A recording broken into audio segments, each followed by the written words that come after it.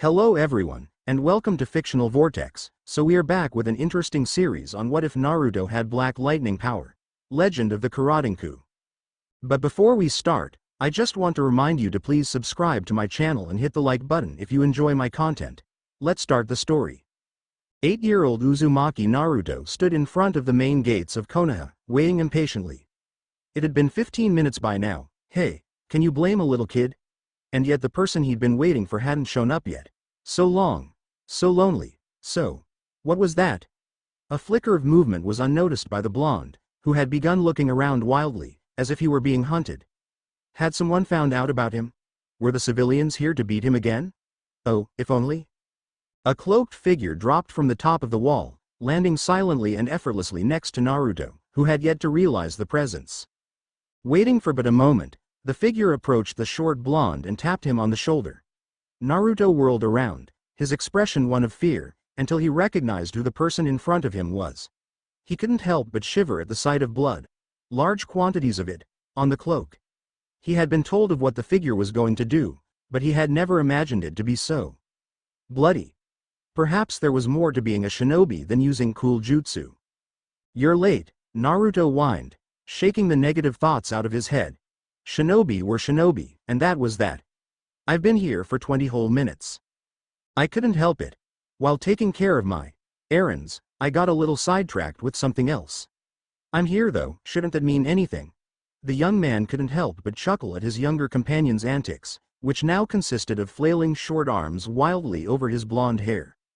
So, what made you take so damn long, Itachi-Nisan? Language, Naruto, he warned, lowering his hood. Sapphire blue eyes met with cold onyx eyes.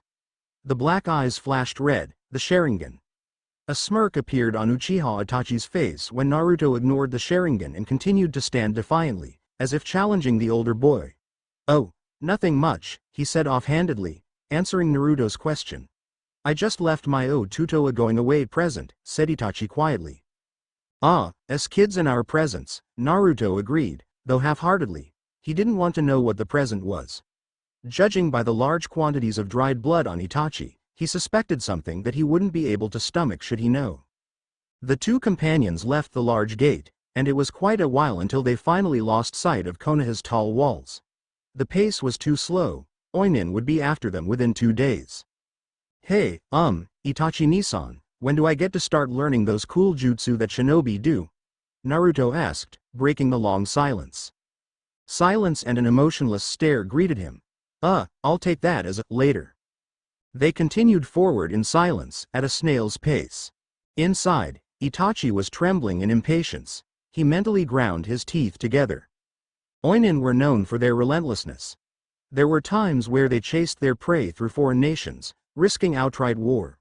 At this pace, they'd be caught before the day ended by tomorrow. Of course, he couldn't just abandon Naruto either. Uchiha Itachi never did anything without reason. He had decided to save Naruto from the hell that is Konoha, as well as accomplishing his own goals at the same time, for the reason that the treatment of the blonde was undeserved. Naruto, Itachi let out in a stern voice.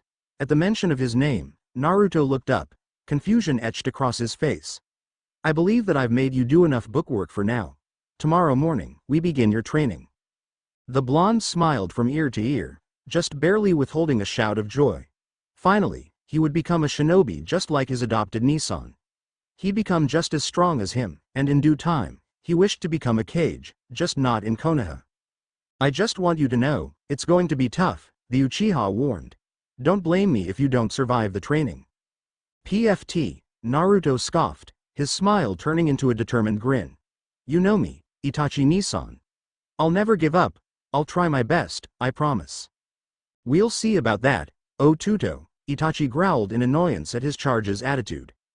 To think that he'd treat the training as if it were a plaything. Itachi glanced around, taking note of the environment. They were in a small clearing, and it was much too dark to even see more than 5 feet in front of them. It's too late at night to proceed any further. I know that there's a full moon tonight, but we're traveling through the densest parts of the woods, to escape detection. I suppose that we'll camp here for the night. Hi, Nisan. Itachi unfurled a sleeping bag that he had been carrying for Naruto. He himself had nothing on him because he was expecting to travel lightly. If he'd known that Naruto would have held him up this much, he'd have brought a pillow. Naruto crawled into the sleeping bag and fell asleep almost immediately, the walking having taken a heavy toll on the still small child. It was to be expected. Naruto had only been in the academy for a few months and had no chance to build up stamina. While the blonde snored loudly, Itachi sat in a tree branch, standing guard vigilantly, as an Uchiha should. 4x. A brother is a friend given by nature. Jean-Baptiste Legouvé. XXX. Naruto smelled food. He opened his eyes groggily. What time was it? The sky was a light blue in hue, with tints of red. That meant it was dawn. At least he'd learned something from his time at the academy. The blonde stood up slowly and stumbled over to a campfire, which was burning softly. He groaned at the time yet again, rubbing his eyes all the while. Naruto never really was a morning person. That was why he'd hated going to the academy, having to wake up so early every day. Having slept late at night yesterday, and woken up early today, he felt very tired. You're awake, Itachi commented. He truly was a man of few words. We begin after breakfast. He handed Naruto 2 fishes on sticks, which were quickly devoured and finished by the time Itachi had finished one. Impatiently, Naruto got up and began stretching. He'd been taught to stretch before training, because suffering an injury would put back training possibly days or weeks, which would do more harm than good. And people called him an idiot. After finishing his second fish, Itachi stood up and walked over to a set of trees at the edge of the clearing, motioning for the blonde to follow. Once there, he handed Naruto a kunai. It was blunt. He obviously didn't want Naruto to hurt himself. We'll begin with chakra control. Why would I need that? Naruto said, frowning. What is it anyway? This exercise will fine-tune the control over your own chakra, letting you mold it more efficiently and use less chakra when performing jutsu, he said, walking vertically up a tree without the use of his hands. I want you to cut the bark with the kunai as you go higher, to mark your progress. Oh, I think I get it now. Let us see if you truly understand, Naruto. Focus chakra into your feet so that you stick to the tree. Try to walk to the top. Naruto focused chakra into his feet, then took a running start towards the tree. He was only able to take 2 steps before falling off and onto his behind. Seeing this, Itachi sighed. Naruto, if you're going to fall, at least do it without injuring yourself. Mentally, Itachi was annoyed. It was to be expected that he still hasn't learned chakra control of any level at this age. Hell, I doubt he even knows what the actual mechanics of using chakra are. He's probably just using gut instinct. Naruto grumbled a heated reply at the comment, but nodded. Falling on your ass wasn't a pleasant feeling, and he wasn't keen on that happening again. Naruto quickly returned to his exercise, running up and falling off the tree repeatedly while Itachi cleaned up the camp. It wasn't until Itachi had read the remains of the campfire that Naruto had found out how to effectively land on his feet safely. Itachi nodded, acknowledging Naruto's accomplishment, but was slightly disappointed at the speed in which Naruto had learned to recover from a fall. However, the blonde was also learning to climb the tree more quickly than others.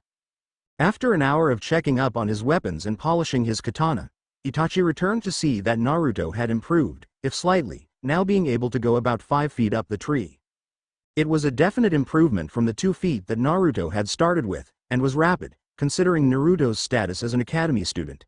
Still, the Uchiha prodigy wondered why Naruto had only improved 3 feet.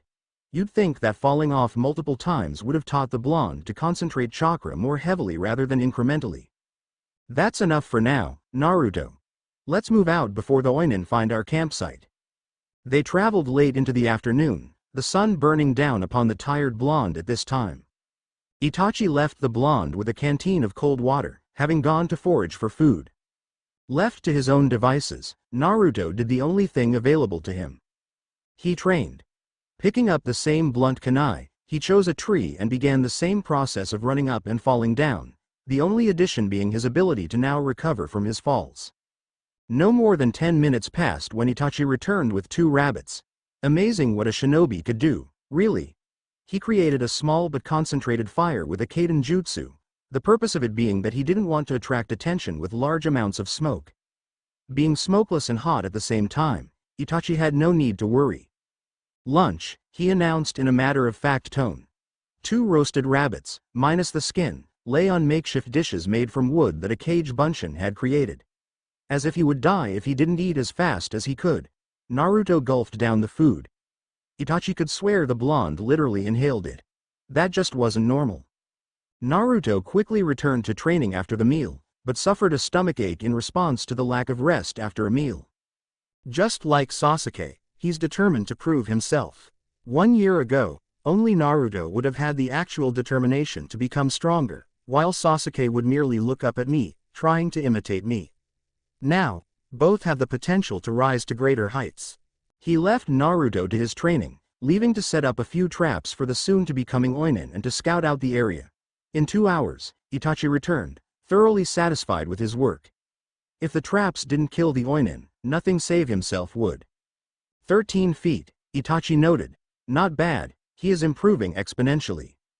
Naruto, time to head out. Itachi gave one of his rare smiles. If you can keep up with me until we reach the border of Hai no Kuni, I'll teach you a jutsu. A jutsu? Naruto whooped with joy. Damn right, I'll keep up for sure. Itachi Nissan. Ha? I bet I can beat you there. Language, Naruto. Anyways, we'll see about that, Otuto.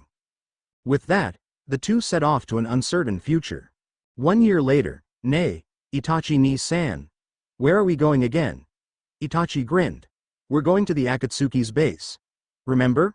I decided to join them a little while ago. Naruto nodded, but frowned. Yeah, they were scary. Sharkface was funny though. Itachi chuckled at this. Me and Sharkface, as you call him, will be teaching you. We'll also take you on missions to actually practice your skills in live combat. Naruto bounded forward. Well then, let's not dilly-dally, off we go. The two set off at a faster pace, moving towards Stone Country. In 3 days, they arrived at a mountain with a huge boulder sitting on it. Itachi looked over the rock with his Sharingan, but found nothing. Nissan, how do we get in? Naruto asked. Itachi rubbed his head. I don't know. They only told me to meet them here. At this, Naruto deadpanned. You must be Itachi-kun and Naruto-kun, said a voice behind them. Itachi whirled around to see a green, spiky-haired man with yellow eyes wearing a dark cloak embroidered with red clouds. You must be wondering how to enter, am I right? He chuckled. Well, the entrance was sealed by me. You need to cancel it, like this. The man went through hand seals at lightning speed. Kai. The rock suddenly disappeared into nothingness. I assume you've memorized the hand seals already, Itachi-kun. The rock was a physical genjutsu, pretty advanced stuff, and I won't go into details right now. The man stared at their faces, and then slapped his forehead. I haven't introduced myself, have I? So sorry, I am Amatsuyoshi Yoshiki, leader of Akatsuki. You can call me simply Yoshi, or leader. Itachi raised an eyebrow, and Yoshiki noticed this. You must be wondering 2 things. Why is my name like that, and why am I so cheery, correct? Itachi nodded silently.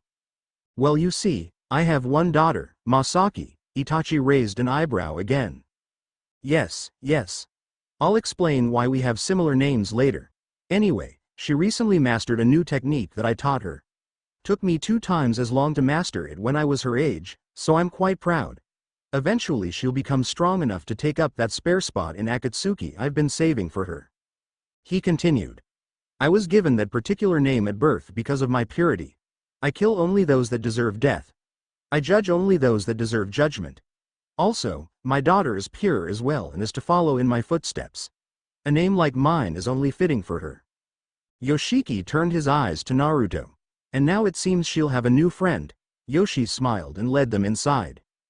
The two followed him through twists and turns and secret doorways until they reached a large door. Inside, they saw a large meeting room. Do make yourselves comfortable. The other 5 should be here shortly. As if he was psychic, the door opened and 5 men entered. I'll introduce you to your new comrades in Akatsuki, Itachi-kun. From the left to right. Sasori of the sand. Deidara of the stone. Kakuzu of the waterfall. Kisame of the mist. And Zetsu of the grass. I myself am of the cloud. He turned to the other members. And this is Itachi of the leaf. Any questions? Kisame raised his hand. Yes?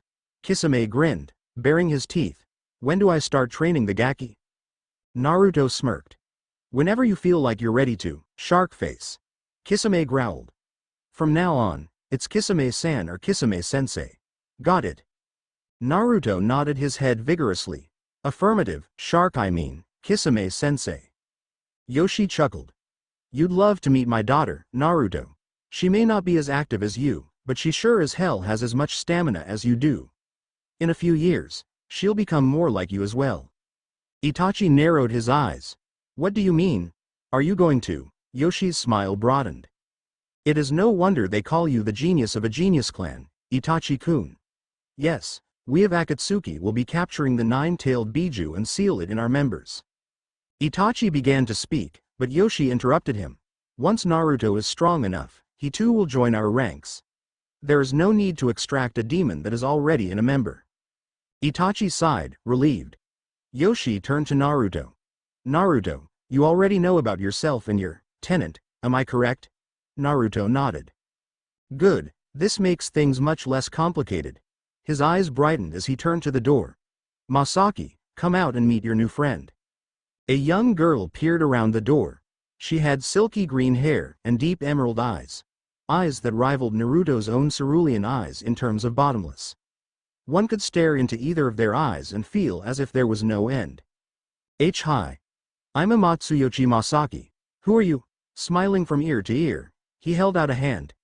I'm Uzumaki Naruto, nice to meet you Masaki. I'm sure we'll become great friends. She smiled shyly as she shook his hand. Yes, I think so too. Gwa. Naruto yelled out as Kisame picked him up. Alright Gaki, it's training time. Carrying Naruto, he and Itachi left the room. Masaki, you may go now. Things to discuss here, Yoshi said. She obeyed and left the room. The remaining members stayed silent. What did you think of them? Yoshi asked. A Sharingan user, yeah, he'll be helpful, yeah, Deidara muttered. Sasori looked up. When will he be initiated? Probably in a month or two, Kakuzu said. Right, leader? Yoshi grinned. Absolutely. I believe he and Naruto-kun will be great additions to Akatsuki. Zetsu finally spoke up. He seems to be trustworthy enough to not backstab us. Well, if Zetsu says so, then I have to agree, yeah, Deidara said. Yoshi clapped his hands. Alright, now that we're done with that, here are your missions. Kisame dropped Naruto after entering another room, and turned to Itachi. Itachi-san, what does the Gaki know so far? Itachi thought for a moment. Advanced tree climbing, advanced water walking, plenty of Kaden-type jutsu, basic Anbu swordsmanship and taijutsu, he paused. That's about it. Kisame grumbled. He knows a lot for a little brat. I'll teach him more advanced chakra control, like ice walking and mountain climbing, as well as better swordsmanship and Sweden-type jutsus. Deidara happened to be passing by from the meeting when he overheard Kisame. Oh ho, you guys are going to train him, yeah? I'll help so that I don't feel left out, yeah? Kisame glared at him. Naruto is going to be trained by me and Itachi. Deidara chuckled. I admit that normally you two would be enough, yeah, but I think the kid should be more versatile. I won't teach anything other than Doden-type jutsus and the training that revolves around mastering them, yeah. Yoshi had suddenly appeared next to Deidara. Yes, one must be versatile.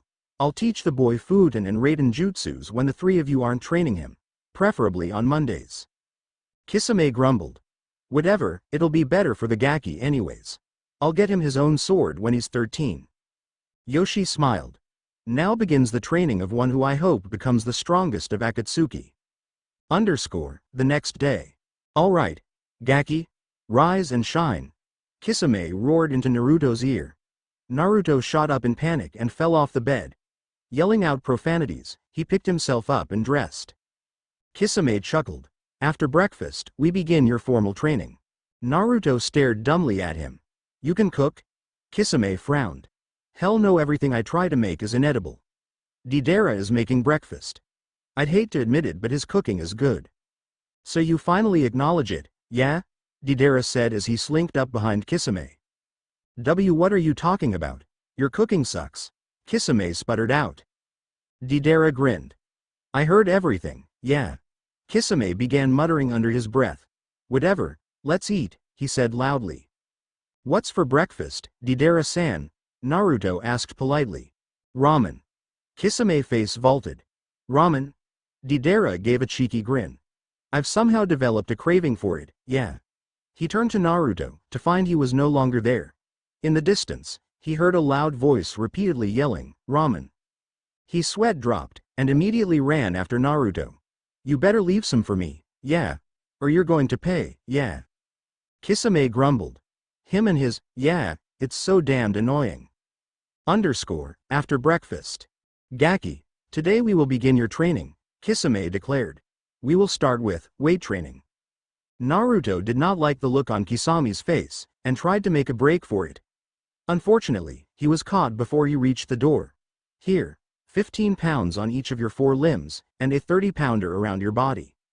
Can't we use a gravity seal? Naruto whined. Kisame shook his head. Nah. 1. You have to be used to normal weights first. 2. Those things are expensive as hell and you're buying your own set. How do I buy one with no money? Naruto demanded. You get some money by accompanying us on missions, Gaki. Kisame growled. Depending on the frequency of accompaniment, it'll probably be 4 months, give or take 1 for you to save up enough. Cheapskate, Naruto muttered. Enough crap talk. Go and run 20 laps around the forest outside the Akatsuki base. Hi, shark I mean, Kisame-sensei. Naruto mumbled before setting off. Kisame glared at the boy. When will he stop calling me shark face on impulse? He asked himself. Naruto struggled to continue running, but with 90 extra pounds on, it was difficult. He panted as he continued his 3rd lap. At this rate, it'll be hours before I finish, damn you shark face. Elsewhere, Kisame sneezed. He probably figured out it'll take hours before he finishes, heh. 3 hours later. Naruto stumbled back into the base, and attempted to strangle Kisame. He avoided the attempted murder and laughed. Good job Gaki. Now do 100 punches and 100 kicks to that training post over there, left and right. Is that all? Naruto asked. Kisame grinned evilly. Nope. After that, do 100 push-ups, 100 jump ropes, 100 sit-ups, and 100 pull-ups. Oh, did I mention you must do these while wearing your weights? At this, Naruto fainted. Kisame went through a few seals. Sweden. Teppodama. The watered-down cannonballs splashed onto Naruto's face, waking him from his slumber. No time for rest, Gaki. Once I'm done with you, you'll be so powerful that people will know that I trained you as soon as they see you, now go. Hi. Naruto grudgingly spent the rest of his day on the exercises that Kisame had told him to do. He was completely drained of all stamina, and was too tired for dinner. As he lay in bed in his own room, his thoughts wandered. Will this training kill me? I hate Sharkface. With these thoughts in mind, Uzumaki Naruto went to sleep. 1 week later. Flashback, alright. Naruto. Here are the mission specs. You are to enter Konoha and steal their scroll of secrets, Itachi explained. How would I accomplish that, Itachi-ni-san? Naruto asked curiously. Itachi grinned. This is the fun part. I'll put a high-level genjutsu on you, as well as lots of blood. The Sandaime won't be fooled by the genjutsu, and once it's down he'll see the blood. He will ask what happened, and you'll tell him that you and I were attacked and that I was slaughtered. Naruto cocked his head. What will this do? This is killing 2 birds with 1 stone. You will be in Konoha with the Sandaime's sympathy. You will be in a position to steal the scroll. Also, your story will get me off the active missing nins list. Itachi smiled. Just as my name suggests, I'm quite the sneaky one. Naruto nodded his head. I understand. End flashback. Naruto walked slowly through the streets of Konoha, after his short meeting with the Sandaime. Explaining how he had run away to brood on future plans and also because of the villagers' treatment toward him, Naruto had been forgiven by the ever-kindly Sandaime. I'll wait until nighttime before I steal the scroll. But, won't old man Hokage be on to me?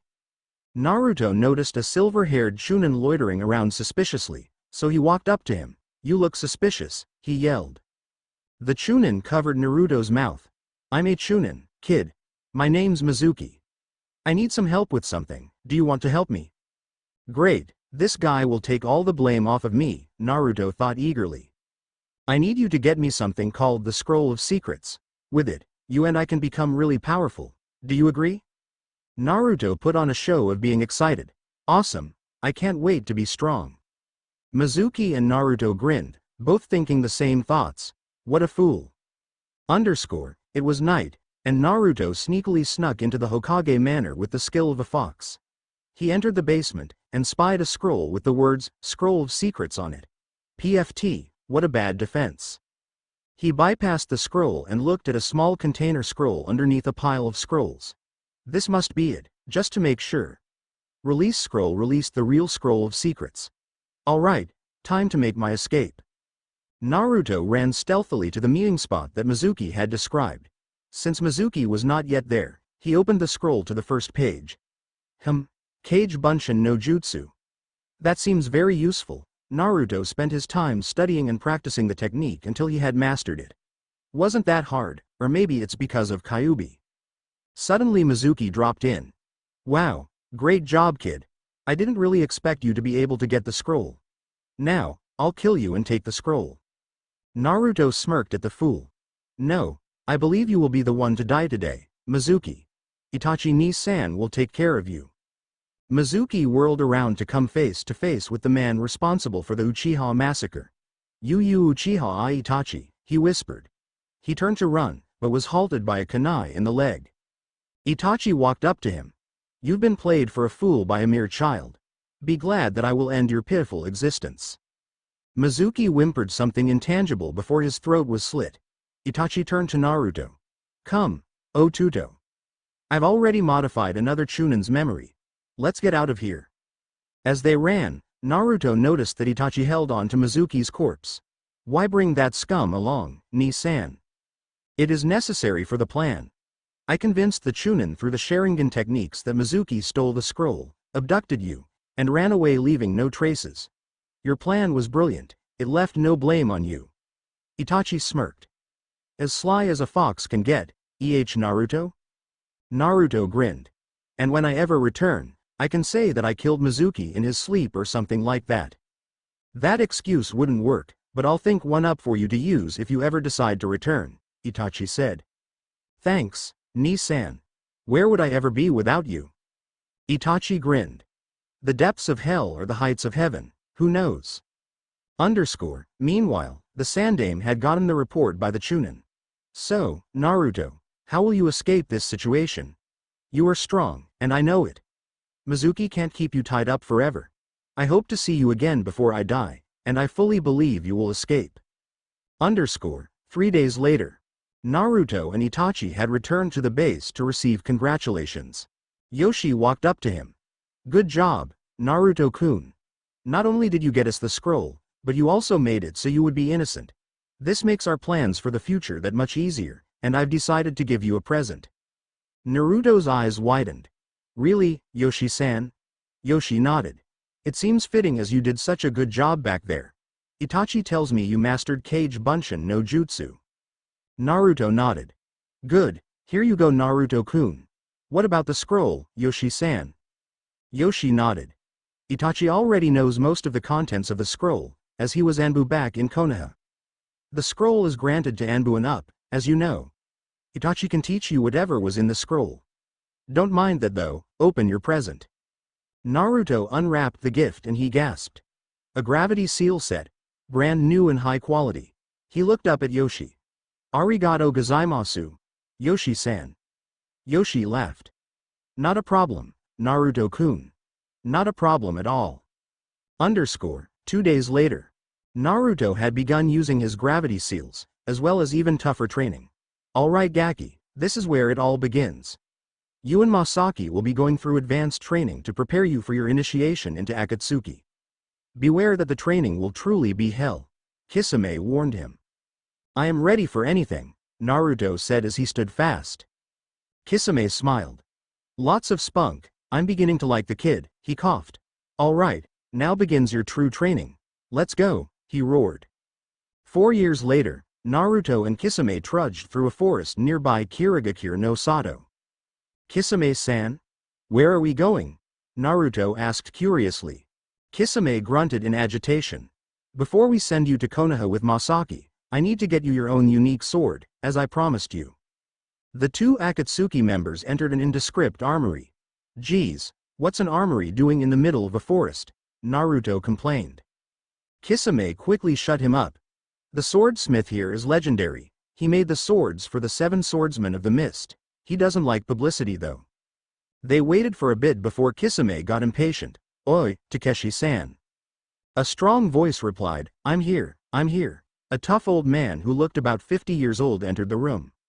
What do you need, Kisame-kun? I need a Zanbatsu and 2 short chakra fangs. He then thought for a bit. Make them as you did for the shinobi katana Nananan Shu. 7 swordsmen. Kisame turned to Naruto. The chakra fangs will be a trump card of yours. Store them on the seals that you have on your arms, 1 in each. You can use them anytime you're in a fix by summoning them from your arms and out your sleeves. Understood? Naruto nodded. Hi. I would also like to have the Zanbatsu be able to separate into 3 smaller parts though, each part having a different effect when imbued with chakra, if it isn't too much trouble. Kisame nodded. Did you hear that, Takeshi? He called to Takeshi, only to find him disappeared. Yeah, said a voice in the back room. Just wait about 30 minutes and I'll have them all done and ready for you. In 30 minutes, Naruto had received his new swords as promised. He bit his thumb and swiftly wiped some blood on the seals that he had on either arm, and stored his chakra fangs. Strapping his Zanbatsu to his back, he turned to Kisame. What now? Kisame frowned. Use Shunshin no Jutsu to the Konoha gates and speak to the Hokage. I doubt he would recognize you in your current state, but just in case. If he asks, tell him you want to maintain low profile. He handed Naruto a folder. Here is your new identity. You can wear your Akatsuki cloak if you prefer. I'll see you later, preferably during the Chunin exams. With that, Kisame disappeared. Have I changed that much? Naruto muttered aloud. Indeed, his whisker marks had faded slightly, and he wore bandages around his cheek and nose, think katetsu, covering the whiskers. He had grown slightly taller, what with leader forbidding an all-ramen diet. His body was lean and muscular, but not overly so, the result of years of training. His hair was just as gravity-defying as ever, and had grown slightly, his bangs covering his forehead because of its length. Naruto did as Kisame had instructed, and found himself next to Masaki in the middle of a clearing. She was now 13, and had grown quite beautiful. Her flowing green hair was now waist-length, and she kept it in a ponytail.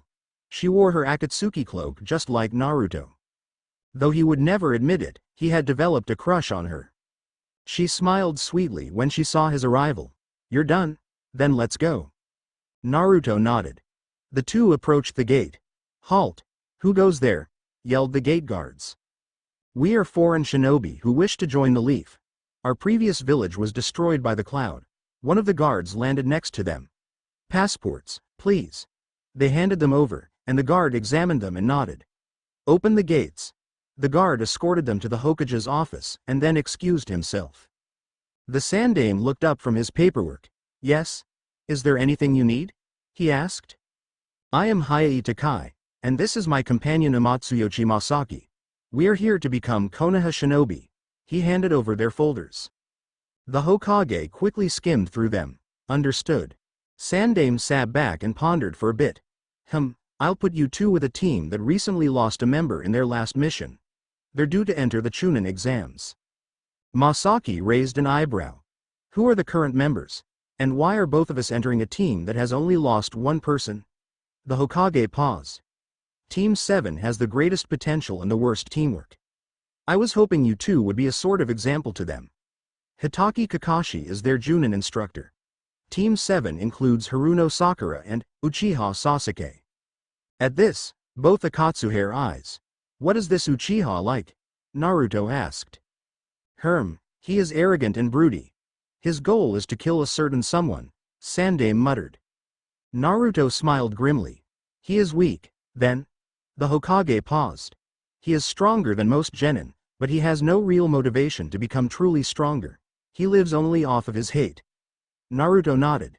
He will stay weak unless he realizes what he truly strives to become stronger for.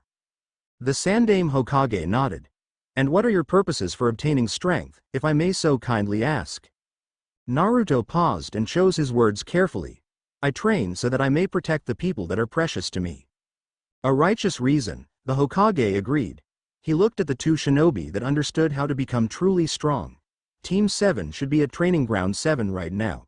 Give this letter. He held out a folded piece of paper. To the silver-haired Chunin named Kakashi when you see him. He has a tendency to be late, but he should be there about now. Masaki and Naruto bowed, the blonde taking the letter. Thank you for your hospitality, Hokage-sama, they said in unison. The two Akatsuki members happened to arrive at the same time Kakashi did. Naruto, still known as Takai, walked up to him and handed Kakashi the letter. Kakashi read it over carefully, then looked up and motioned for them to follow him. He led them to Team 7. Okay guys, meet your new teammates, even if they're temporary. This is Hiei Takai and Amatsuyoshi Masaki. Sakura glared at them. I don't know what Sandame is thinking, they'll never be able to replace Minoru. Besides, their names are weird too. What sort of parent calls their children, Death, and Righteous Radiance? Sasuke was quite indifferent. As long as they don't hold me back, I'm fine with them, he muttered softly. Kakashi frowned at their rude behavior, and Naruto noticed. At least he's hospitable. Kakashi turned to them. So, do you guys have any, nicknames? Naruto and Masaki nodded. I go by the name of Kurodenkou, Black Lightning. She goes by the name of Righteous Thunder. Sasuke scoffed. What lousy URK. Both Naruto and Midori flickered and reappeared next to him, kunais at his neck. Kakashi made no motion to save him. There's a reason why we have nicknames, it's because we earned them. Naruto growled darkly. What speed, I didn't even see them move, Sasuke thought. What do you think you're doing to Sasuke-kun? Sakura screeched. I suggest you shut that pretty little mouth of yours before I silence them, permanently, Masaki snarled. Oi, stop fighting. You're all on the same team now. I've signed you up for the Chunin exams. There is absolutely no need to start fighting already, especially with teammates.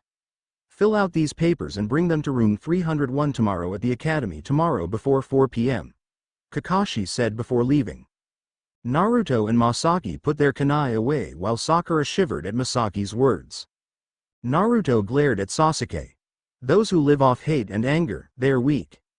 Sasuke whirled around. What would you know, bastard? I know more than you think. Tell me, we heard the announcement of Uchiha Itachi's death when we were in Cloud. Do you really believe Itachi is dead? No, he is too strong to be killed so easily. It was a mere distraction, getting Konoha off of his slimy back. And my hate makes me strong. Sasuke yelled. You are weak because of your hate. I have become strong because of my will to protect my loved ones, Naruto said. Liar. I am the strongest genin because of my hate. Masaki interrupted. No, you are weak. You have already condemned yourself to weakness. The only way you can dig yourself out is to find someone precious to you and protect them with your bare hands if need be. She turned to Sakura. Tell me, what was this Minoru like? Sakura sighed. He was an idiot and a dead last, but he had a good heart and would never abandon his friends no matter the situation. Well, he considered us friends but we treated him like trash. I never realized how much he meant to us until he died. Damn that Zabuza. Naruto and Masaki raised their eyebrows. Zabuza? Of the 7 swordsmen? He was strong, then. Masaki concluded. No, Masaki turned to Sasuke. He was weak. That's why he died.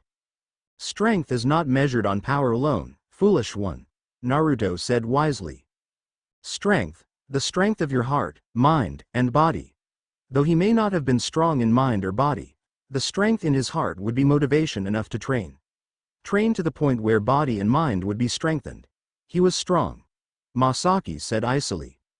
Naruto picked up where she left off. Unfortunately for you, Uchiha. You are merely strong in the body. Your mind and heart is not strong. Sakura interrupted. Sasuke's the smartest person I know. Just as when I talked about strength, knowledge is not the only aspect of the mind. Wisdom, knowledge, and ideology, the 3 parts of the mind.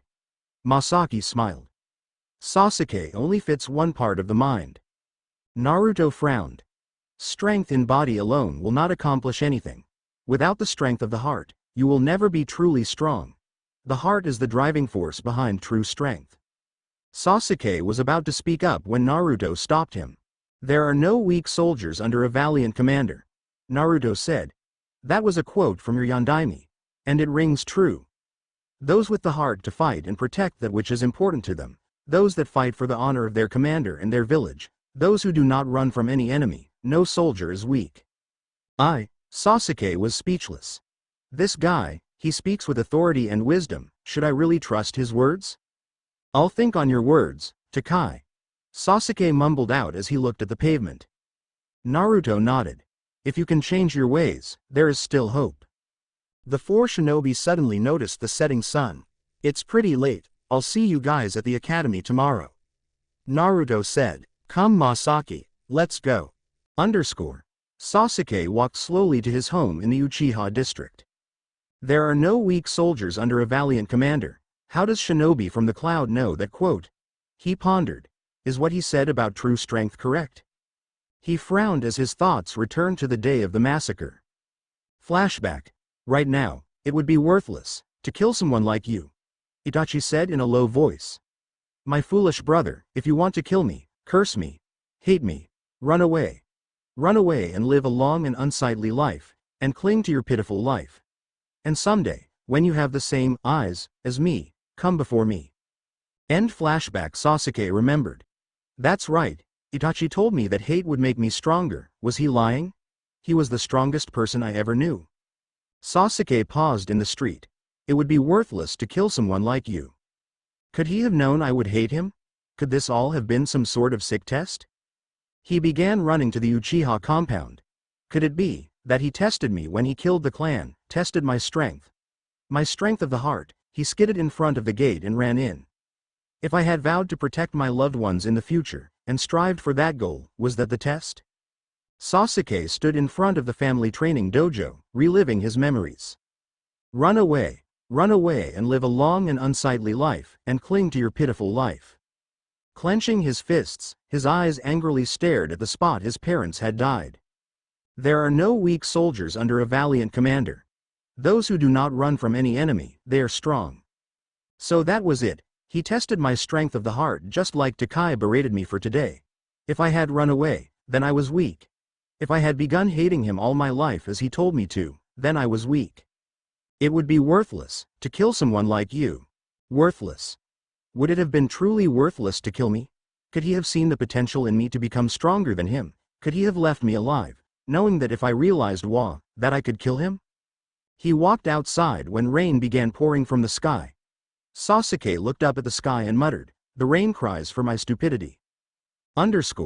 Sakura slowly walked home from the incident with Takai and Masaki. Strength, the strength of your heart, mind, and body, Takai's words came to her. If that's what strength is, then I'm afraid that I'm weak. I had knowledge, but that was only part of the mind's strength. I have no body, and my strength of the heart. I was too afraid for my own life to actually make a stand for my friends. Sakura became dejected as she slowed down. If you can change your ways, there is still hope. There is still hope. Sakura brightened slightly. Who are my loved ones? My family and friends, and Sasuke. They are all important to me. If I fought to protect them, and trained to be able to protect them, would I become strong? She clenched her fist in determination. I will become strong. She started walking again as she remembered other thoughts during the verbal fight. There are no weak soldiers under a valiant commander. It's true, Kakashi-sensei, he always brought out the best in us during battle. With his encouragement and vow to protect us, he made us stronger in a sense. If that can be described as strength, then I will move towards it, no matter the cost. Determined, she ran the rest of the distance home. After the Chunin exams, I'll find someone who will train me so I can protect those whom I love. Naruto walked slowly with Masaki. I think I went overboard back there, he muttered. Masaki shook her head. No, you showed him his place. You actually did him a favor, explaining what real strength was. He sighed. I shouldn't have gotten so emotional. We all have our moments, said Masaki. I acted like a completely different person out there. Naruto sighed. You act like a different person whenever you're away from the Akatsuki base. Masaki grumbled. Do we even have a place to stay? Naruto grinned. Of course. Why go unprepared? The Hokage had keys and an address in the letter, which I took out when you weren't looking. She frowned. Why hide it? Naruto laughed uncomfortably. I was going to pretend we didn't have a two-bedroom apartment, but I was in too foul a mood after that verbal war. She glared at him. You were going to prank me? Hehe, I guess. Naruto forced a smile. Bonk. Gah. What was that for, Masaki? Naruto complained as he rubbed his head caringly. You admitted that you were thinking of pranking me. That alone deserves punishment, she said lightly. Naruto sighed in annoyance. Whatever. Let's just get to the apartment and go to sleep. What, no ramen? Masaki joked. Maybe tomorrow. Ramen may be an anytime meal, but I just don't feel like it right now, he said. They walked in silence to the apartment and Naruto walked up several sets of stairs before entering a key into the hole. He stepped inside to see a moderately sized apartment, for two people. Satisfied, he went to his own room and went to sleep.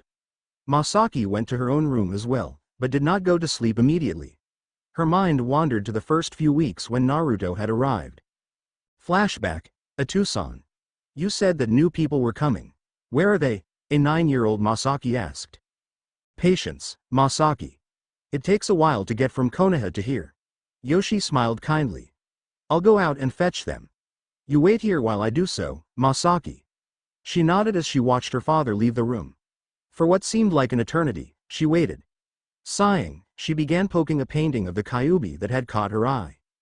When she suddenly heard the entrance opening, she scurried to a hiding place and heard several people conversing outside. Her father, an unknown man and an unknown child walked in. She followed them to the Akatsuki meeting room, where she waited outside. She knew that her father knew she was following them, and merely waited for him to ask her to appear. Masaki, not one to be impolite, greeted each of the Akatsuki members as they came by. Sasori, Kakuzu, and Zetsu spoke nothing as they passed by. Deidara smiled at her before entering, and Kisame got a weird look in his eye, forcing Masaki to run around the corner before returning to the door. She heard her father introducing the members of Akatsuki, and then calling her inside. She cautiously peered around the door to see the newcomers looking at her. The younger one was around her age and had striking spiky blonde hair and cerulean eyes. His eyes, they're so pretty, she thought.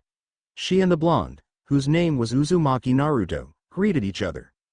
I hope he's nice like a Tucson, she thought to herself.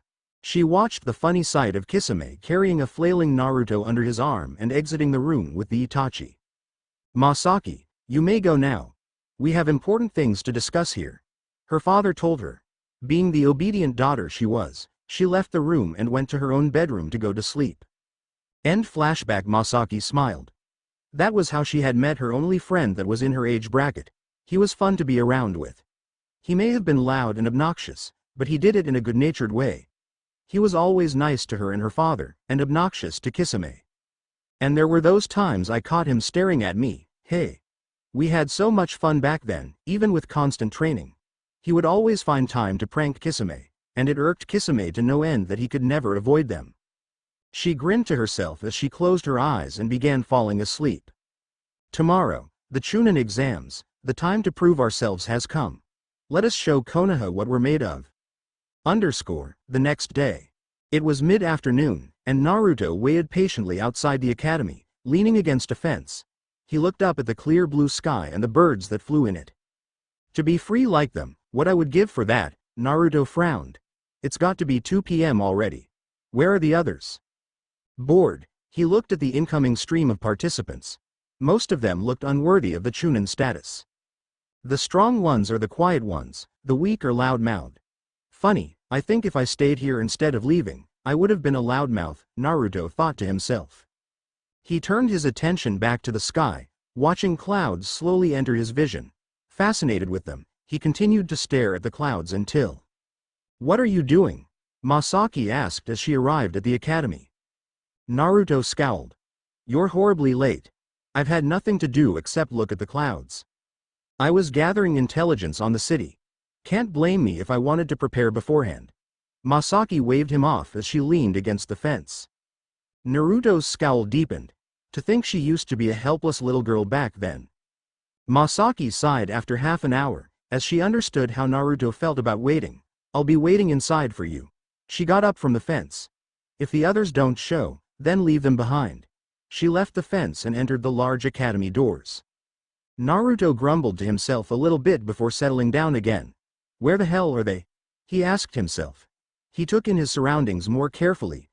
Lush green trees bordered the path leading to the academy, and made some sort of leafy wall around the entire building. The swings caught his eye, and he smiled sadly. I remember, I used to sit on that swing, because no one else would play with me. His smile gained some happiness as he shuffled through his old memories. Flashback: it had been 2 months since his arrival at the Akatsuki base, and Naruto made it his mission to annoy Kisame as much as humanly possible. At this time, Kisame was walking down the hall and eating some soup when Naruto ran behind him and pushed him. Tag, you're it, yelled 9-year-old Naruto. Kisame stumbled as his soup went flying into his face. He slowly pulled off the bowl and gave a deadly glare to Naruto. Why you little? Why you? Kisame yelled hotly as Naruto ran down the hall.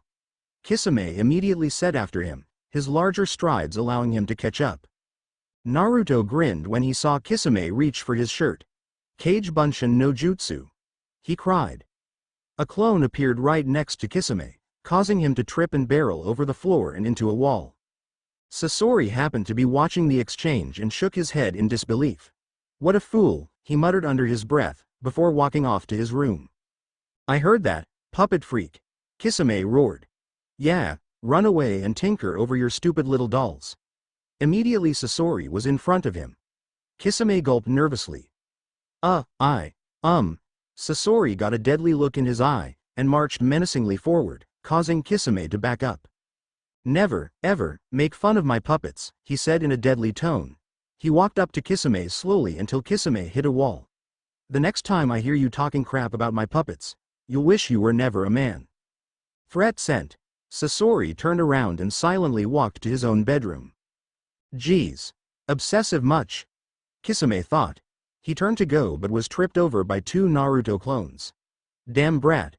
I'll get you, he howled. End flashback. Those were good times. Naruto looked up to see 2 approaching figures. I'll relive the rest of my memories later. Looks like my 2 idiots of teammates have finally arrived.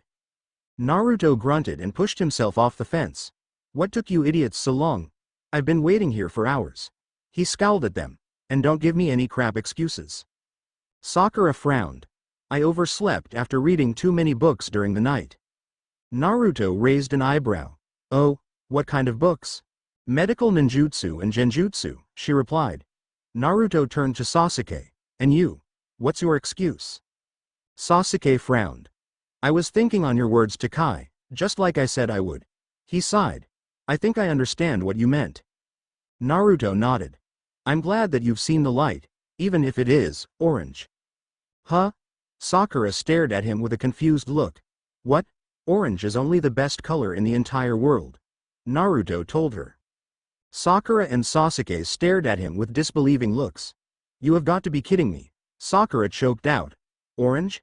That's a hideous color. Naruto held up a hand to silence them. We'll talk about how orange is so awesome later. Let's go or we'll be late. Awesome? It's ugly, Sasuke and Sakura thought. The 3 shinobi turned to enter the doors of the academy. Naruto smirked. This place hasn't changed since I left, how typical, Naruto thought.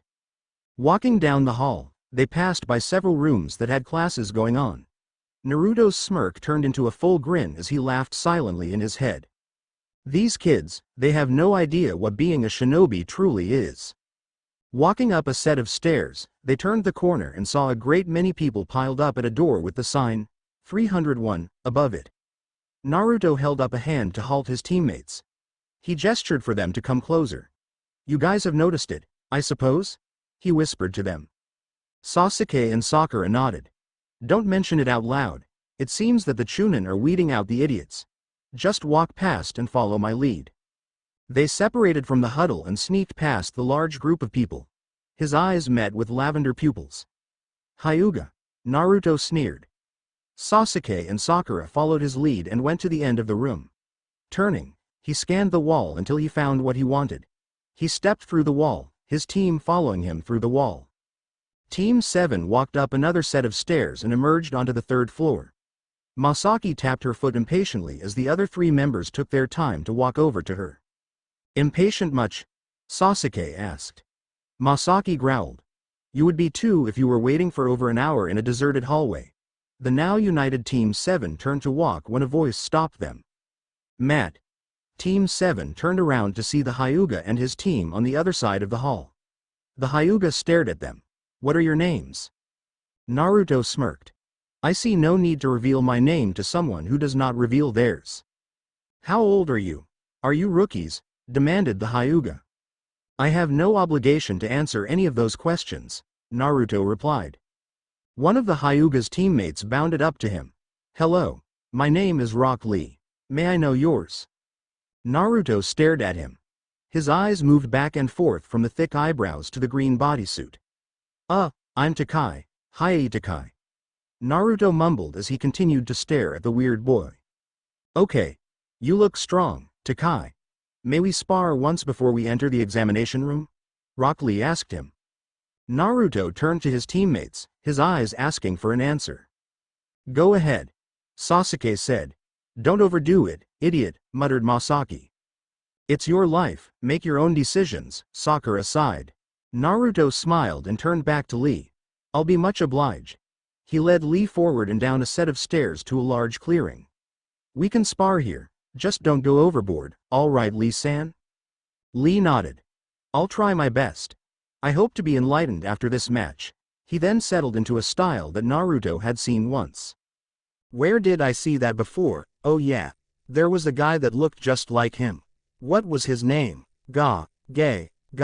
Yes, it was Guy. He was a taijutsu specialist whose specialization was bone crushing." "I do believe that style is called the bone crushing style?" Naruto asked. Lee nodded. "Yes. How did you know?" Naruto waved his hand to settle the matter.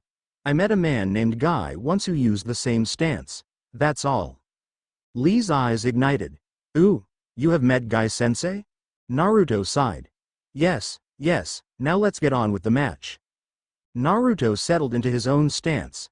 He moved out his left arm and moved his right arm into a 90-degree angle parallel to the ground. He let both of his hands' fingers stretch out in a relaxed position. Lee frowned. I do not recognize that stance. I do believe this will be a challenge. May the one with the most fires of the youth win." Lee roared. Naruto's sweat dropped. Sheesh, this guy's just as weird as Guy. Neither Naruto nor Lee moved a muscle. For several minutes, they stared at each other, waiting for a move. "Just goddamn fight already," Masaki roared. Naruto's sweat dropped. "All right, geez. No need to get impatient," he muttered. Naruto began swaying back and forth, for a few seconds. Suddenly, as he finished swaying back, he rushed forward with his fingers outstretched. "Konoha Daizenpu." Lee made to intercept him, but Naruto merely ducked and held out his left arm. Lee's first kick swung over his head, and his second kick made contact with his arm. Sensing opportunity, Naruto grabbed Lee's leg before he could respond and began swinging him. After 3 turns, Naruto threw Lee at the wall with all his might. Lee curled up into a ball to reduce some of the damage, but he still made a large indent on the wall. As he slowly got up, Naruto rushed at him again without interference. Charging chakra into his fingers, he began performing a style similar to Juken in which the user used chakra from their fingers to inflict damage. In this case, Naruto made his fingers stronger. This was actually an advantage from using a chakra-charged fist because there was less energy use when charging up your fingers with the same amount of damage, as well as it being harder to dodge than a fist. He twirled once, avoiding Lee's sloppy punch, and slammed 2 fingers into the opposing arm. Lee winced in pain, and attempted to fight back. He threw another punch followed by a kick at Naruto. Naruto ducked under the punch, charged his feet with chakra and back flipped over the kick, knocking Lee under the chin in the process. Lee flew up from the chakra-enhanced hit, and Naruto soon jumped after him. Lee flew in the air, face facing downwards, and Naruto appeared under him. Naruto put 2 fingers on his neck and muttered, "Checkmate." Grabbing Lee, he flipped and landed safely on the ground. Lee slowly got up from his injuries, and smiled at him. That was a most interesting sparring to be able to defeat you in that dangerous style of yours. I vow on it with my shinobi honor, he announced. Naruto grinned. In your dreams, Lee-san. In your dreams, he told him before walking up the stairs to join his teammates, even if they were only temporary. Come on, let's go before we're too late. Team 7 walked up to room 301 to find none other than Hitaki Kakashi leaning next to the door.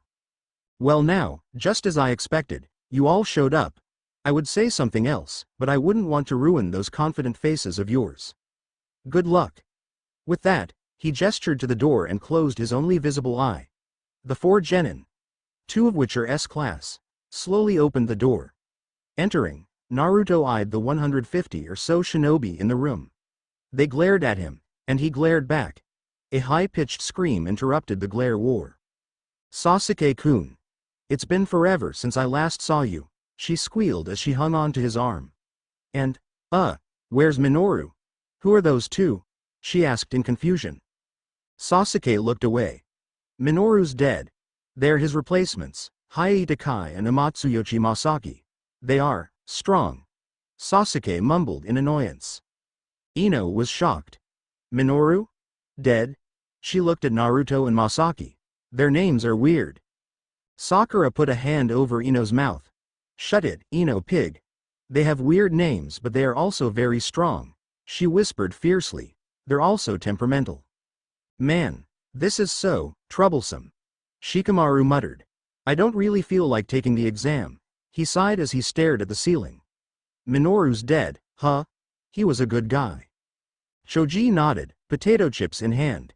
He was a prankster and an idiot, but he was a good-hearted idiot. Choji put a comforting hand on Shikamaru's shoulder. He's probably in a better place, Shikamaru. Shikamaru sighed heavily. Yeah, I suppose, he muttered dejectedly. He was one of our few friends. Naruto smiled sympathetically. What's done is done. The only thing to do is to move on for the sake of your friend, he said wisely. What's a dumb blonde like you pretending to be wise for? Said an obnoxious voice from behind. Say what? Yelled Ino. She began struggling against Sakura's grip. Let me at that dog boy. He'll regret ever making fun of blondes. She screeched. Naruto put his hands on his face in embarrassment. Please shut up everyone, he mumbled. Why should we, idiot? Roared the obnoxious boy. Naruto slowly turned around to face the intruder. He had short shaggy dark brown hair with a gray jacket with the hood up. A small white puppy was nestled in his jacket. Because, Naruto hissed. You're pissing off the other people, big time, Dobi. Kiba slowly turned around to see the majority of the people glaring daggers at him. Gathering his courage, he shouted, I don't care what you weaklings think, I'll pass and become a Chunin. He stiffened when he felt the cool metal of a kunai on his neck. He turned to see that the owner was an angry Naruto. When I tell you to shut up, you shut up, he whispered fiercely. He pocketed his kunai and stalked off to a corner. Kiba-kun, you shouldn't be so loud, mumbled Hinata. Naruto raised an eyebrow. I never knew that a Hyuga existed that had confidence problems. Shino walked up with the rest of his team. She's right, Kiba. Speak out of place and the test takers will take it out on you. Sakura sighed. Well, 8 of the rookie 9 are here. It's just not the same without Minoru. Ino nodded. He was obnoxious, but he was always so kind and caring. Enough. The 8 rookies turned to Masaki. He's dead, and he's not coming back. It's useless to waste all your time mourning over someone you didn't treat as an equal. If you really care about him, then train so that you can protect the rest of your friends. Why you? Ino growled. Ino. Stop, Sasuke muttered to her. She's right. If you don't want to experience more loss, then you should train so you can protect them. If it's one thing that those two taught me, it's that you should protect those that are close to you at all cost. Sasuke clenched his fists. I learned that lesson the hard way. Naruto laughed lightly. Yeah, I suppose you did, with me chewing you out and all. Hey, you guys should keep it down, muttered a voice behind them. Naruto and Masaki turned, and their eyes widened. Kabuto, they thought. Sasori's spy. Recently Sasori's been receiving the wrong information. Either Orochimaru is feeding Kabuto the wrong information, or Kabuto's turned on us. Hello, Kabuto, Naruto said while forcing a grin. It's been a while. Kabuto's eyes widened. Now what are you doing here? Naruto walked up to Kabuto. That's for you to find out, spy, prove to me that you're ours and not Orochimaru's. Naruto whispered in his ear. Kabuto struggled to retain a gasp. Orochimaru is going to attack during the Chunin exams. That's all he's revealed to me so far, Naruto-san. Naruto gave him a deadly look. It would do well to not call me by my real name, Kabuto. I'm going by the name of Takai. I will take that information, but if you don't start relaying good information, you will find me your enemy, he whispered icily as he revealed a hidden kunai. Kabuto shivered and nodded. Hi, Takai-san, he mumbled. One more thing, Naruto muttered. Hand me the nin info card on me and Masaki. Kabuto obeyed and handed him 2 cards. Naruto stared at them a while, and charged some chakra into them. He returned them, but not before he told Kabuto what he'd done. I just modified them a little. Don't forget to flaunt them to the rookies, he growled the last part out. Hi. Kabuto fixed his glasses and looked to the rookies. Hey, you guys. You're rookies, right? Come over here. The rookies did so and gathered around him. I can tell you're rookies by the clueless looks on your faces. I'll share some info with you guys on the participants of the exam. Who are you? Kiba asked. I'm Yakushi Kabuto. Pleasure to meet you. Sakura looked interested. Kabuto-san, this is your second time, right? Kabuto shook his head. No, this is my 7th. I'm on my 4th year. Everyone gasped. There are some advantages though. I've gathered a huge amount of information on these nin info cards. Kabuto revealed his prized possessions. All I need are names and a country to find the person. Be warned, as some people aren't as detailed as others. Kabuto told each of them. Hayai Takai of Konoha, and Amatsuyoshi Masaki of Konoha, Sasuke said immediately. If he had looked at Naruto, he would have seen the deadly grin that was plastered on his face. Kabuto nodded. All right, Hayai Takai. Mission history. None, seeing as he just joined. Let's see, skills. All of his skills are below average. Kabuto looked at Masaki's card. Same with Masaki as well. See, forehead girl? I told you they were no problem, Ino laughed. No, those cards are wrong. Sasuke growled. How did he flicker behind me fast enough so that I couldn't react? How did he easily defeat a taijutsu specialist? Your cards are crap. Kabuto fixed his glasses. He glared at Sasuke. It can't be helped. The information is what's been recorded. He's probably trained since last time. Kabuto glanced at Naruto. Naruto gave a nod. Receiving the go, he continued. Besides, he's recently transferred from Kumo and I don't have that much information. Before he could go on, a flash of smoke from the other side of the room distracted them. All right, maggots. I'm Morino Ibiki and I will be the proctor for the first exam. He gave them a dangerous grin. Come up here and pick a number from the box. That number is where you sit. All the shinobi picked their cards and went to their spots. Naruto looked at his card, and it read, 96. He walked over to the chair to find someone in it. Sweat dropping, he turned the card upside down so that it read, 69, mistake cleared. He walked over to the correct seat and plopped himself down. Nice sword, someone next to him muttered. He turned to see a strange girl. She had silver hair, sort of like Kakashi's, Anya's. She wore her leaf headband on her arm. She had on a red short shirt that revealed her stomach and long green cargo pants. His eyes wandered to the strange markings on her stomach. If I didn't know any better, I would have thought it was just a tattoo, he thought. I'm smarter than that now, so there's a Jinchuriki in the exams? I'll have to capture her and bring her to leader. It's impolite to stare she mumbled. Naruto's eyes snapped up. Sorry, your seal is interesting. What's your name? Naruto asked the girl. I'll have to tail her during the next exam. I'm Ryoku Kaoru. What's yours? And how do you know if it's not a tattoo? I'm Hayai Takai, and I know that it's a seal. I have one myself. There are bad men that are out to get people like you and me, Kaoru.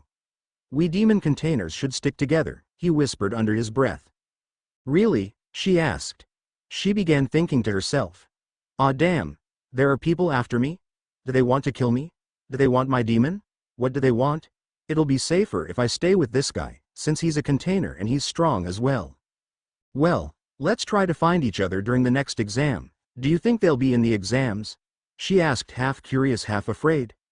Naruto nodded. They're everywhere. It would do no good to be picked off one by one, would it? As he talked, Naruto smirked to himself. Too easy, she won't be expecting me to turn on her. She gave him a serious look. Can I see your seal to make sure that you're a container? Kaoru asked him. Naruto's sweat dropped. Ah, okay. He zipped off his cloak to reveal heavy Anbu armor, courtesy of Uchiha Itachi. He lifted up the armor and muscle shirt to reveal his intricate seal. Her mouth was gaping. That's some serious seal you have there, Takai. Naruto nodded as he zipped up his cloak. You need a strong seal for a strong demon. He explained to her. He gave her a look and asked, by the way, what demon do you have in you? She paused. I have the Nibi. What demon do you have? She asked back. Naruto grinned. I have the Kyuubi. Kaoru's eyes widened. Kyuubi? The Kyuubi? She asked in amazement. Yep, the Kyuubi, Lord of Demons. Naruto's attention turned to Ibiki. Looks like he's reciting the rules, we'd better pay attention. With that, the conversation ended. Naruto turned to Ibiki, but tuned him out. Instead, his memories wandered once again backwards. Flashback. Nay, Masaki. Let's go prank Kisame. Naruto had wandered around, bored as hell until he met up with Masaki. Ah, I don't know, Kisame-san can get scary when he's mad, she mumbled. Naruto pouted. Don't worry about that, I won't let him get you. She looked him in the eye. If you say so. With that, the two began making plans for the ultimate prank, ever. For an hour, the two sat on the floor, drawing an intricate trap. Once finished, Naruto ran off to grab supplies while Masaki went to talk to Deidara. She soon found the Akatsuki member in the kitchen, deciding what to make for lunch. Deidara noticed Masaki and walked over to her. Yes? Is there anything you need, Masaki-chan? Yeah? Deidara asked as he knelt down. Ah, Kisame-san isn't up yet, but I heard that his favorite dish is stewed shark. Deidara frowned. Where did you hear that? Yeah? He asked. Kisame-san told me one day when he drank too much, she mumbled. I was thinking that maybe you could impress Kisame-san with your cooking. Deidara suddenly got stars in his eyes. Okay. Stewed shark it is, yeah. He immediately began getting to work, while Masaki smiled. Deidara-san is nicer than the others. He strives to get his cooking acknowledged, but he's really sensitive about his art. Masaki ran off to find a dirty Naruto. Mission accomplished. They exclaimed at the same time. Naruto chuckled. Boy, Kisame and Deidara will be out for my hide once they find out what we did. Masaki cocked her head. Your hide? I won't get in trouble? Naruto shook his head. Of course not. I'll tell them it was all my idea, and that way it'll be even more fun to run away from them. He smiled widely. His eyes widened as he heard a door open. Quick, hide, he whispered fiercely. He ran into the hall. Hey, shark face. Catch, Naruto roared. Don't call me that. Kisame yelled as he caught the object. Huh, a mirror, Naruto snickered. Why don't you look at yourself in the mirror? Kisame looked confused. Look at myself? He did look in the mirror and his jaw dropped open. Brat. How dare you draw all over my face? Roared Kisame. He made to run at Naruto, but slipped on the oil that was on the hallway. Gah. He yelped out before he went sliding across the floor, across the room, and across the kitchen till he ran into a barrel of syrup, causing it to tip over and spill on him. Goo!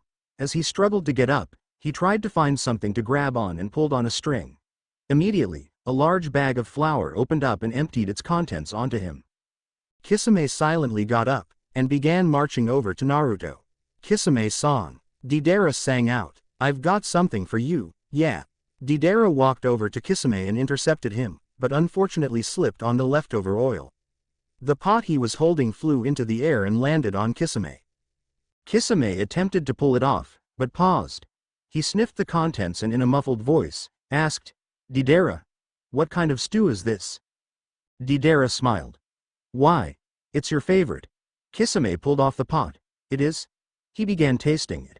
It's good, but it doesn't really taste like chicken noodle soup. Deidara sweat dropped. You mean, that's your favorite, yeah? He asked slowly. Kisame stared at Deidara. Yeah, what of it? Deidara began to sweat profusely. Oh, you see. Masaki-chan told me your favorite was, stewed shark. At this, Kisami's eyes bugged out as he began hyperventilating. A loud scream rang through the entire Akatsuki compound. Itachi immediately appeared on the scene. What's wrong? What happened? Why is he unconscious? He demanded. Deidara smiled nervously.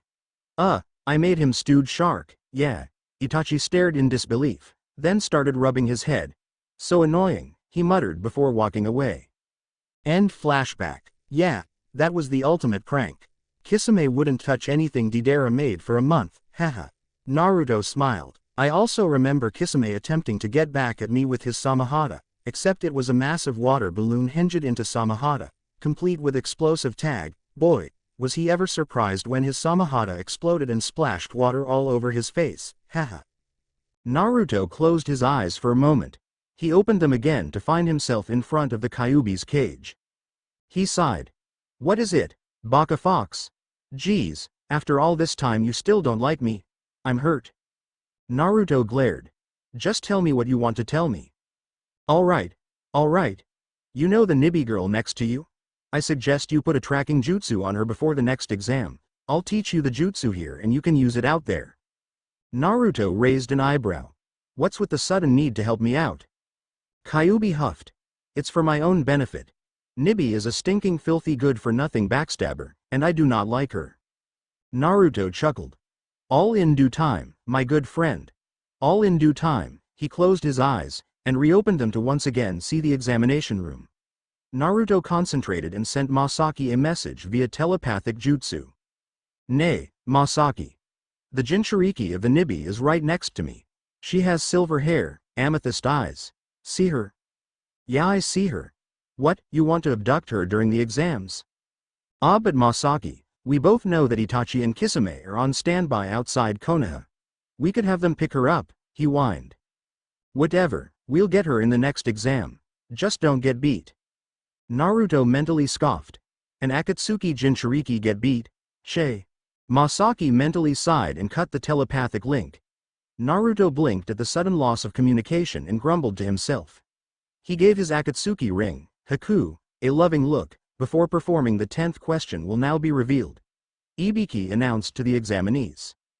Naruto blinked and looked at his blank test paper. Ah, screw it.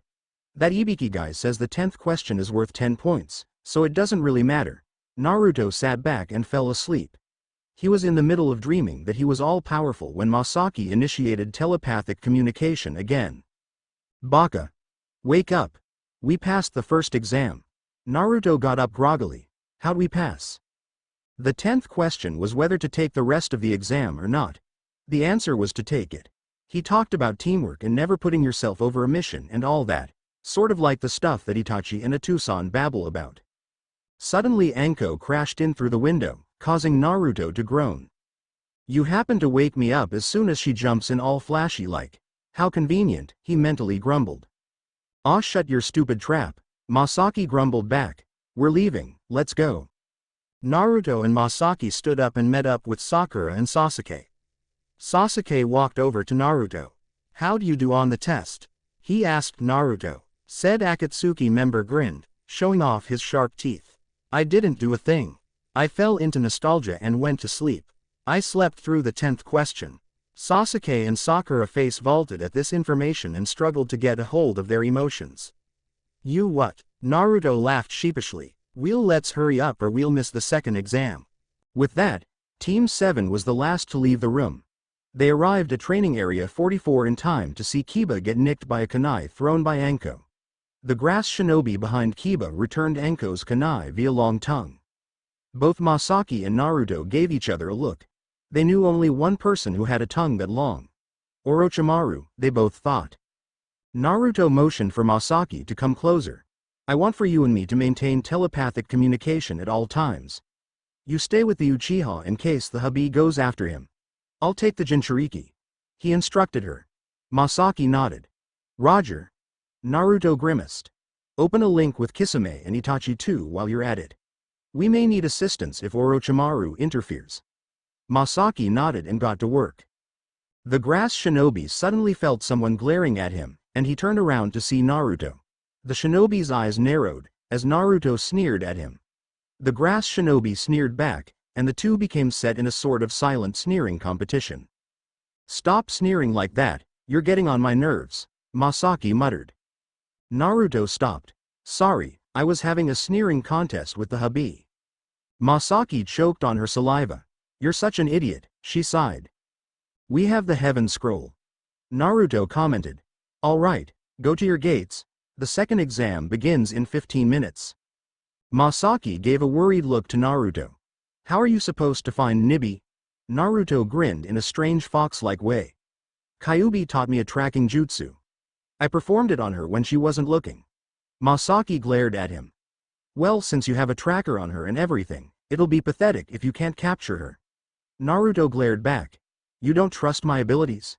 She sighed. I do. But this is a Jinchuriki and the hubby we're talking about. Naruto smiled genuinely. Don't worry. Itachi Ni-san can back you up if you're in a tight spot. I'll be fine against Nibi as I have the Kyuubi. Masaki gave a genuine smile back and playfully punched his shoulder. If you finish with her quick enough, come back and try to back me up against the hubby. Naruto chuckled. Roger that. With that, the two Akatsuki members returned to their teammates and set off to their gate. As they reached their gate, Sakura gave them an interested look. What were you two talking about? She asked. Naruto was surprised. Ah, well, we were talking about that creepy grass nin. He is creepy, don't you think? With that long tongue and all, he discontinued the rest of the sentence. Nice save, Masaki congratulated mentally. Sakura shivered. Yeah, you're right. I wonder how he got such a long tongue. The world may never know, Masaki said. She looked to the distance. It's almost time, get ready. Team 7 prepared to run into the gates at a moment's notice. In 1 minute, the gate opened and they rushed in. Naruto immediately made a kage bunshin and sped off to the right. Where's that idiot going? Sasuke yelled. He has some business to attend to. Masaki explained. Yeah. Master is going after a weak team he saw earlier. The clone added. Sasuke nodded. It doesn't really matter as we have one person extra anyway. Let's hope he finishes them quickly, because I have a bad feeling about that grass shinobi. Masaki nodded. You're not the only one, Sasuke. Kaoru and her team had rushed into the gate and streaked towards the tower. After several hours of non-stop travel, they landed in a small clearing to rest. In the trees, Naruto spied on them for a little while. Okay. A small genjutsu to fool them, and I'm off. He moved stealthily behind them. Fox to Thunder, do you read? I have the enemy in sight, he called out mentally. Thunder to Fox, I read you. We have yet to see the hubby, but I'll give you a call if we do. Have fun playing with her, Thunder out. Naruto grinned. Playing army with telepathy is so fun. He quickly created a kage bunshin, and set a genjutsu on it so it would appear bloody and wounded. He sent it on its merry way. Kaoru was leaning against a tree when she heard a shuffling in the bushes. She suddenly tensed, as did her two teammates. What emerged from the bushes surprised her greatly.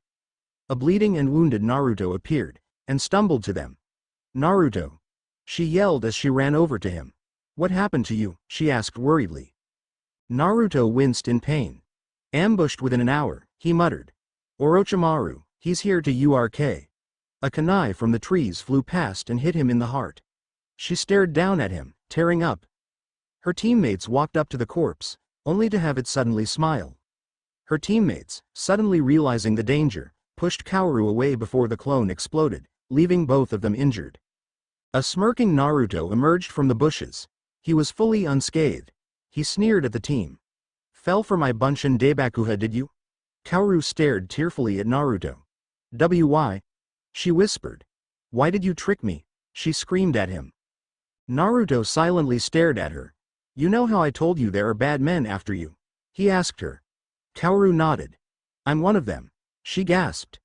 Once I apprehend you, we will determine whether to keep you alive or extract your demon. Kaoru's teammates winced as they attempted to recover from the pain. The obvious leader yelled to her, "Kaoru! Run! We'll hold him off for as long as we can. You must inform Hokage-sama." She immediately paid heed to his words and bolted off. Naruto smirked at them. "It's useless, you know. I put a tracking jutsu on her." Naruto informed them. Her teammates paled. He smirked. "Though I do hate to kill, I suppose I must kill you too. You will only get in the way now." He rushed at them before they could gather their bearings.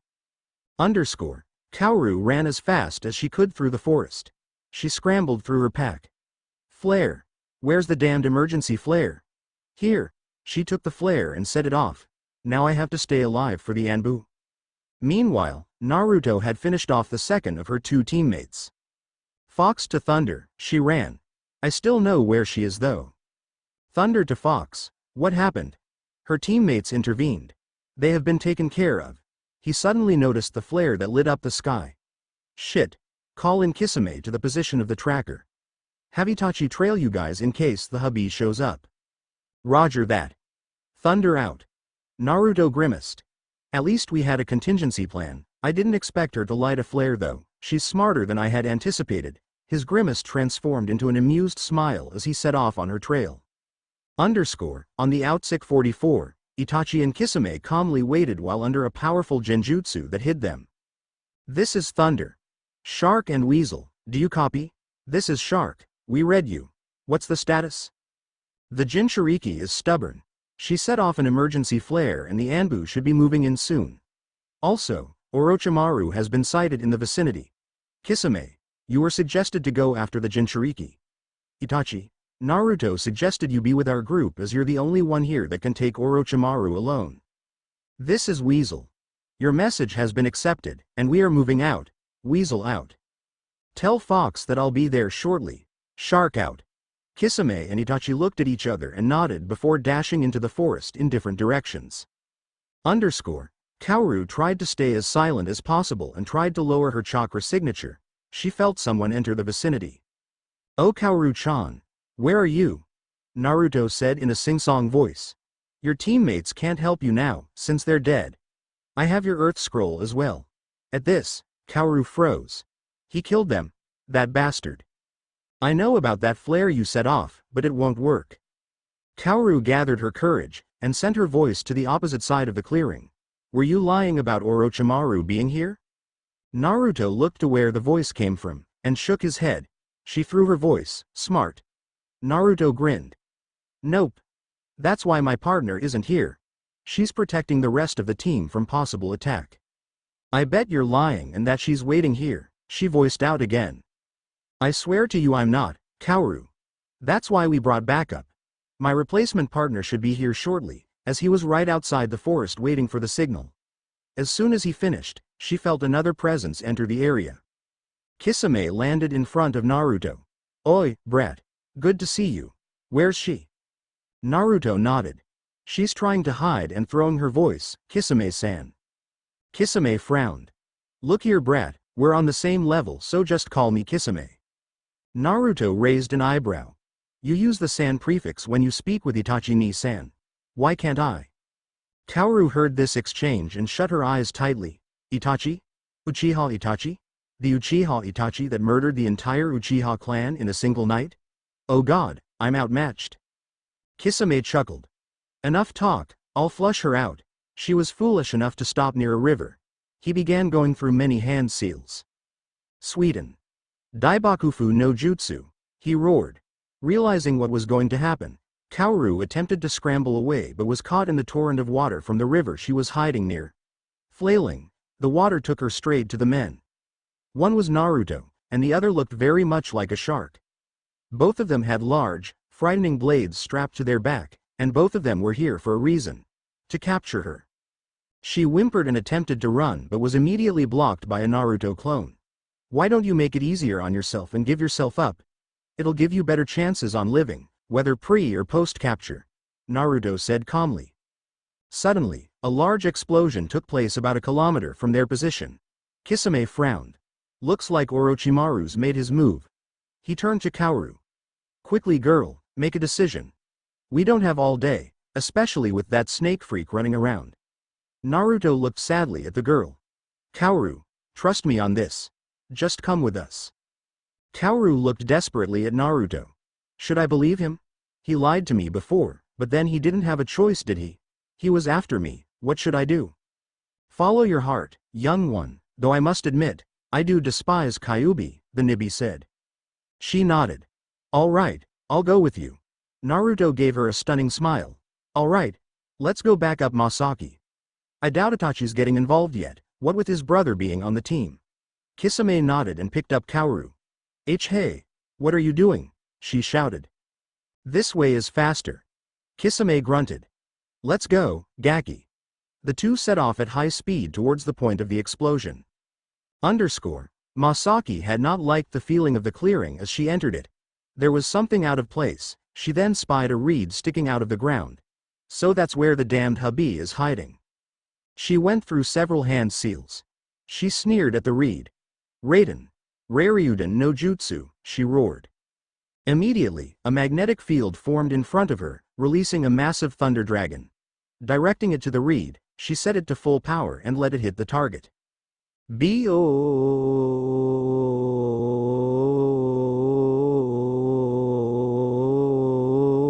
A huge explosion rocked the area, and she immediately rushed in to check the damage. She scowled when all she saw was a burnt log.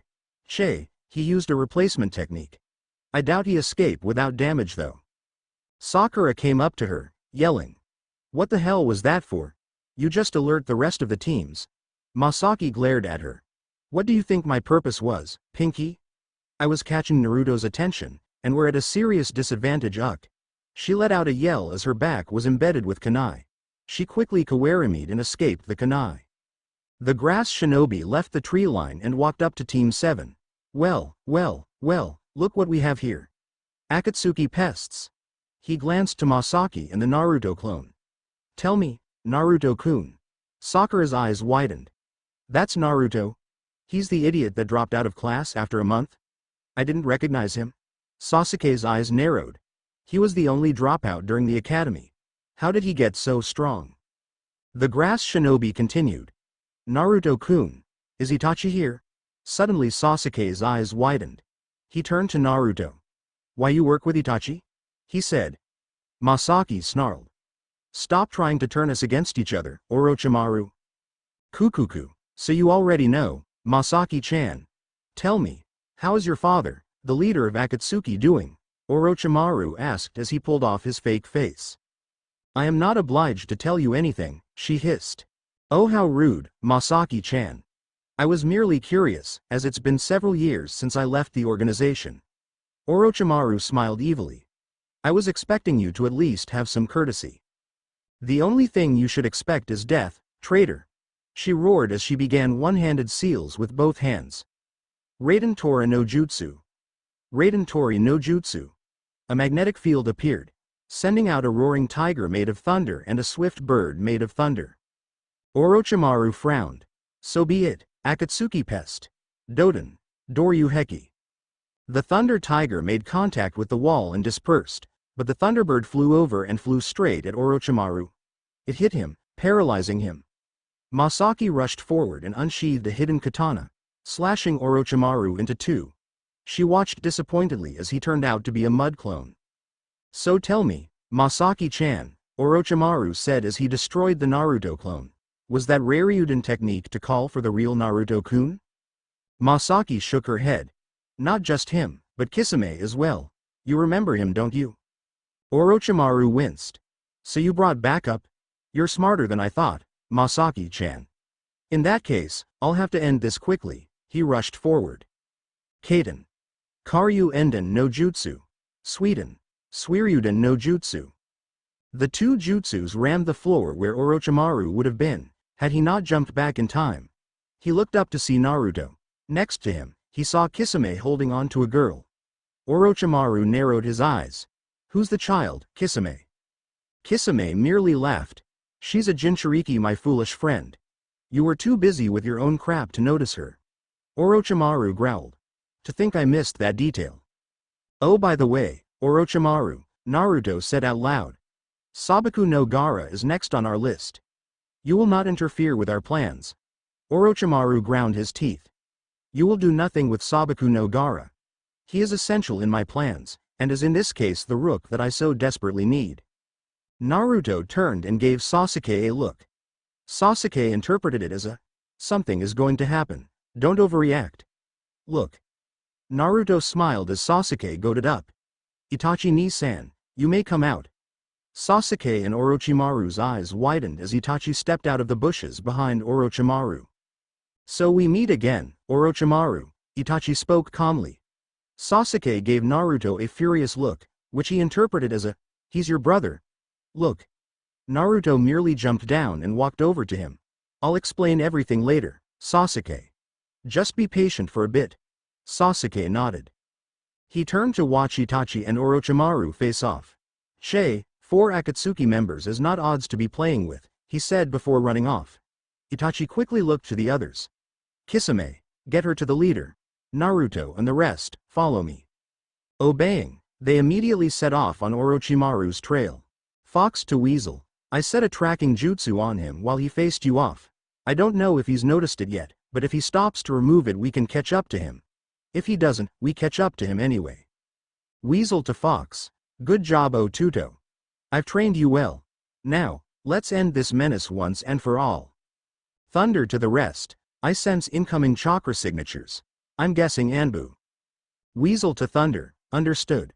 I'll take care of that bit. Itachi then slowed down. Sasuke, he yelled out. Sasuke's head shot up. Yes? For the moment, we're being chased by Anbu.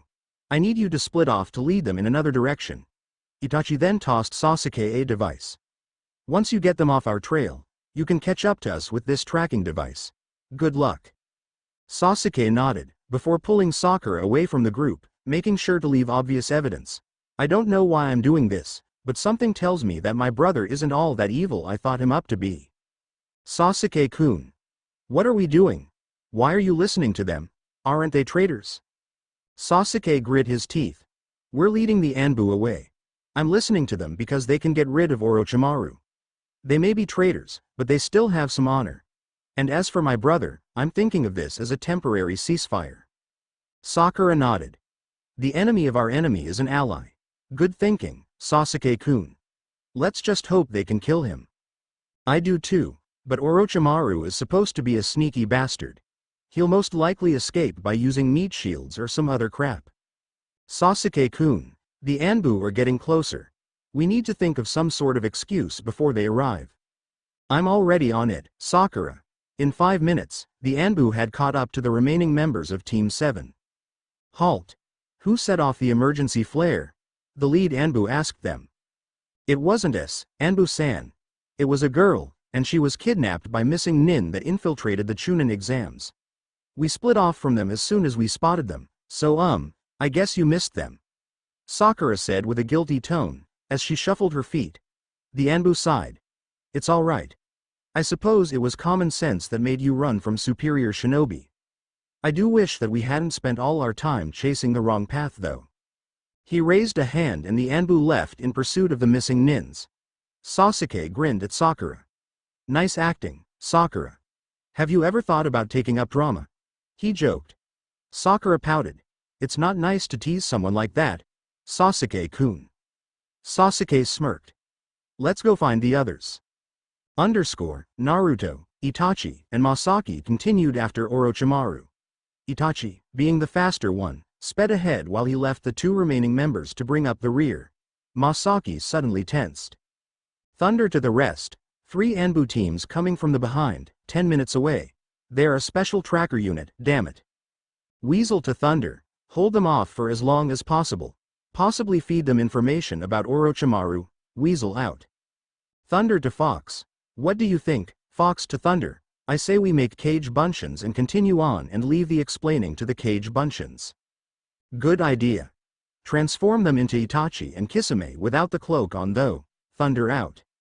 The 2 immediately made cage buncheons, hanged them, and gave them their orders. Leaving the clones behind, they rushed on ahead to catch up with Itachi. Charging chakra into their feet to increase their speed, they zoomed past humongous trees in an effort to catch Orochimaru. Damn, we're nearing the edge of the forest.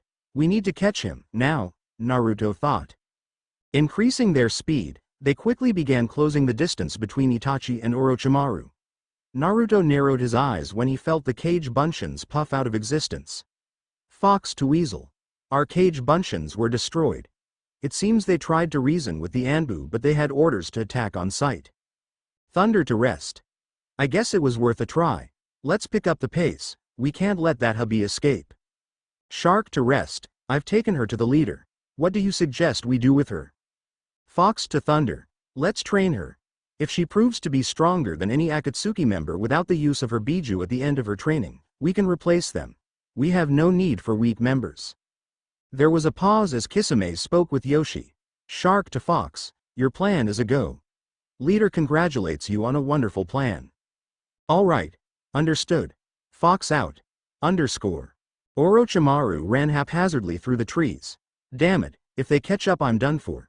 And I can't believe I missed that Jinchuriki. Damn it. He sensed movement 15 meters behind him. Damn that Itachi. My plans will be ruined. Orochimaru sped up to his maximum speed in a last-ditch attempt to escape. How are they still on my trail? He wondered. I did see the Kyuubi Brad going through seals. A tracking jutsu. Damn it. There's no time to remove it, I must keep going. Underscore, Weasel reporting. The snake is in my sights. Proceeding to use Amaterasu. An explosion was heard in the forest where Itachi was, and a large plume of smoke appeared. Weasel to Rest. He summoned Manda. This is Fox, I'm going in. With a burst of Kyuubi chakra, Naruto rushed through the forest at increased speeds. While Itachi dealt with Manda, Naruto rushed past and continued on Orochimaru's trail. He quickly caught up to him, and Orochimaru looked at him in surprise. Why Naruto-kun, I never knew you could harness Kyuubi's power, he said in delight. There are many things you don't know about me, hubby, and plenty more you will never know, he yelled before going through hand seals. Throwing a strange kunai past Orochimaru, he yelled, Shoshin Raiden Hei no Jutsu. A wall of thunder appeared where the kunai landed, and Naruto started throwing shuriken above it. Orochimaru, seeing the wall, attempted to jump over it, but the shuriken surrounded the area and twisted around him. What, he's controlling them, he thought. Panicking, he quickly went through the seals for a kawarimi. Right before the wires could stop his movements, he replaced himself with a log. What the crap?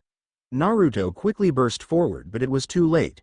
He saw Orochimaru finishing up some hand seals and disappearing in a wave of fire. Damn it! Naruto roared. In several minutes, Itachi and Masaki landed next to him. Naruto, what happened? Masaki demanded. Naruto stared at the floor.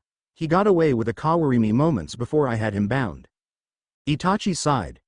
Well, we might have missed him this time, but he will surely hang around Sabaku no Gara, since he is a rook in Orochimaru's plans. Itachi looked around. Naruto and Masaki, go back to your team. I will leave with Kisame and the leader. After the Chunin exams, it's your job to train the girl. Naruto began to protest, but Itachi left immediately. Naruto frowned and pouted. Why does he make Me train her? They head off to where Sasuke and Sakura were, and they met each other halfway. Sasuke gave Naruto an asking look, and Naruto saw this. I'll tell you once we reach the tower, since we have both scrolls. We should be able to make it in a day, leaving 3 more days to talk. Naruto told him. Sasuke nodded and Team 7 rushed off to the tower, later that day. Jesus Christ, Naruto. Forcing us to run all the way to the tower non-stop is not what I would call a red. Naruto pouted. You just have low stamina is all, chickenhead, Naruto teased. A vein appeared on his forehead. What was that, Blonda? Sasuke retorted. Guys, let's just get along for the time being and enter the damned tower, Masaki said forcefully while cracking her knuckles. Both Naruto and Sasuke began sweating and nodded in unison. As long as she doesn't beat me up, they both thought fearfully. Sakura shuffled her feet. When are you going to explain everything? She asked nervously. When we finish this stage of the exam. We won't be safe until we complete it, Masaki informed her. Thus, Team 7 entered the tower and looked around the empty room. Maybe we should open both scrolls, Naruto suggested. Masaki rolled her eyes. Nah, you think? How about a free-for-all deathmatch instead? She drawled with intended sarcasm. Naruto brightened up. Really? Sakura smacked him upside the head. She was being sarcastic, moron. Sasuke mumbled something about idiots making my life hell, and pulled out the heaven scroll. Naruto pulled out the earth scroll that he had pilfered and opened them at once. A strange purple smoke began coming from the scrolls. It's a summoning scroll, throw it, Naruto mumbled. Unfortunately, Sasuke was not able to throw it in time and was suddenly being crushed by a confused Iruka. Iruka looked at Naruto, Masaki, then at Sakura. Where's Sasuke? Sakura silently pointed at his feet, making him look down. His sweat dropped and immediately jumped off the gasping Uchiha. Ooh, sorry about that, Sasuke. You should have gotten rid of the scroll. Naruto took the time to fall into nostalgia again and tuned out the rest of the world. Flashback: it was 3 months before the Chunin exams, and Naruto ran through the halls in the Akatsuki base and sharply turned a corner, barely avoiding an angry Kisame.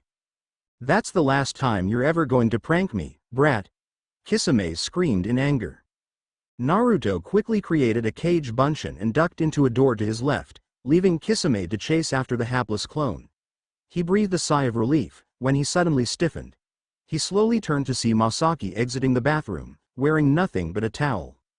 Naruto was silent for what seemed like forever, before he flew back with blood spurting from his nose.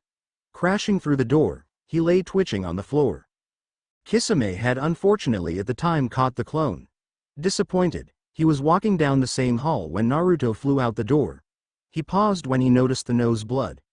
He turned to see a still frozen Masaki with a shocked expression on her face. Understanding what had happened, he picked up Naruto by the scruff of the neck and began dragging him away, very quickly. Naruto soon regained consciousness and looked up at Kisame. "Nay, Kisame-san. Why are you dragging me?" he asked curiously. Kisame frowned at him. "You're in some deep trouble, brat. You should have seen the expression on poor Masaki's face." Kisame broke into a laugh. "And pray tell, what expression was it and why did she have it?" a quiet voice behind them asked. Kisame and Naruto both froze, and turned around to come face to face with none other than Yoshi himself. Kisame began sweating profusely, while Naruto scrambled to run away. When Deidara appeared on the scene, Kisame had begun running off as well. Yoshi turned to Deidara. "Did you find out what happened?" Deidara nodded silently. "Tell me," Yoshi demanded. Deidara began reciting what he had seen. Kisame was chasing Naruto. Yeah. Naruto ducked into a room to hide and saw Masaki with only a towel. Yeah. He flew through the door and Kisame found him. Kisame saw Masaki too, and boy was she shocked. Yeah. Poor Masaki-chan. To think she was intruded upon even in the privacy of her own room. Yeah. A look of pure fury came upon Yoshi's face. Deidara slowly backed away, with one thought running on repeat in his mind. Boy, those two are screwed, yeah. Their screams reverberated throughout the base and sent one thought through everyone's minds. Do not mess around with Yoshi's precious daughter. End flashback. Naruto sighed. What Yoshi had done to them was something he did not like to discuss. Deidara suspected it involved their manliness, pain, and physical torture. Had to admit, that was a once-in-a-lifetime opportunity though, Naruto thought dreamily. Takai. Iruka left. Masaki yelled in frustration. Naruto quickly snapped out of it. Huh? Towel. Masaki's emotions quickly performed a 180 and transformed into rage. Ero baka. She screamed as she punched his head vigorously. How dare you speak of that in front of me? As the beating continued, Sakura turned to Sasuke. Why did she call him Takai? Are we supposed to keep up the act? Sakura asked curiously. Sasuke merely shrugged. If they choose to keep up the act, it's not my problem as long as they explain everything to us. I suggest we keep this a secret indefinitely until we receive their permission though. Sakura nodded in agreement. After the beating was complete, Masaki turned to them. What is it you want to know, exactly? Sasuke set his mouth in a line. Why did Itachi kill the clan? For what purpose did he do it? And how do you and Takai relate to my brother? Naruto frowned. He's never shared that with us. You'll have to ask him in person. Sasuke nodded. Next question. He did it to test your heart's strength. You see, if you had listened to his words about hate, then you pushed away everyone close to you and you would drown in the hate, thus slowly making your heart's strength wane. The purpose of the test was for you to find how to truly become strong. As one man said to me before, you are never truly strong unless you are protecting those precious to you. Protecting those precious people will bring out your true strength, and Itachi hoped that you would find it out. Naruto explained in detail. He wants you to be the one to take his life so he can stop living the nightmare which is his life. He gave you the test because you absolutely would not be able to defeat him with merely hatred. Masaki continued where he left off. As for how we relate to him, my father is the leader of Akatsuki. He recruited Itachi in the first place. We joined Akatsuki about a year ago. Now, what say you guys to a shower and a visit to the cafeteria? I'm starving, Naruto complained. Masaki glared. Is food all you can think about? Though I admit a shower would be nice. Naruto snickered. Towel. He immediately ran at top speed into the hall. Masaki's right eye twitched, and immediately ran after Naruto. After 3 minutes, a loud noise was heard from somewhere in the tower. Arrow Baka. Boom. Ah, Sasuke's sweat dropped. Sure wouldn't want to piss her off, he thought. Sasuke found Naruto rubbing his sore head and sulking against the wall. She just can't take a freaking joke, he muttered to himself. Naruto looked up to see an annoyed Sasuke. He sighed. What do you want? Sasuke rolled his eyes. Whatever happened to our plan of taking a shower and going to the cafeteria? Naruto brightened up. Oh yeah. Let's go. Where's Sakura, by the way? No idea. I suspect she went a different route. Sasuke shrugged as he said this. Anyway, there are 2 rooms per team. One is for females and the other is for males. Ours is room 31. As soon as this was said, Naruto immediately disappeared in a flurry of leaves. Sasuke stood there, speechless. Damn Naruto, you'd better not use all the hot water, he roared before running at top speed to room 31. It was 20 minutes later and Team 7 was on their way to the cafeteria. Sasuke was still pissed that Naruto had used up all the hot water in the shower, and Masaki was still wary of Naruto and certain 5-letter words. They walked into the cafeteria, spotting only 2 teams, one of them being Team 8, the other being the Sand Team. Hey, either everyone sucks or we're here early, Sasuke commented.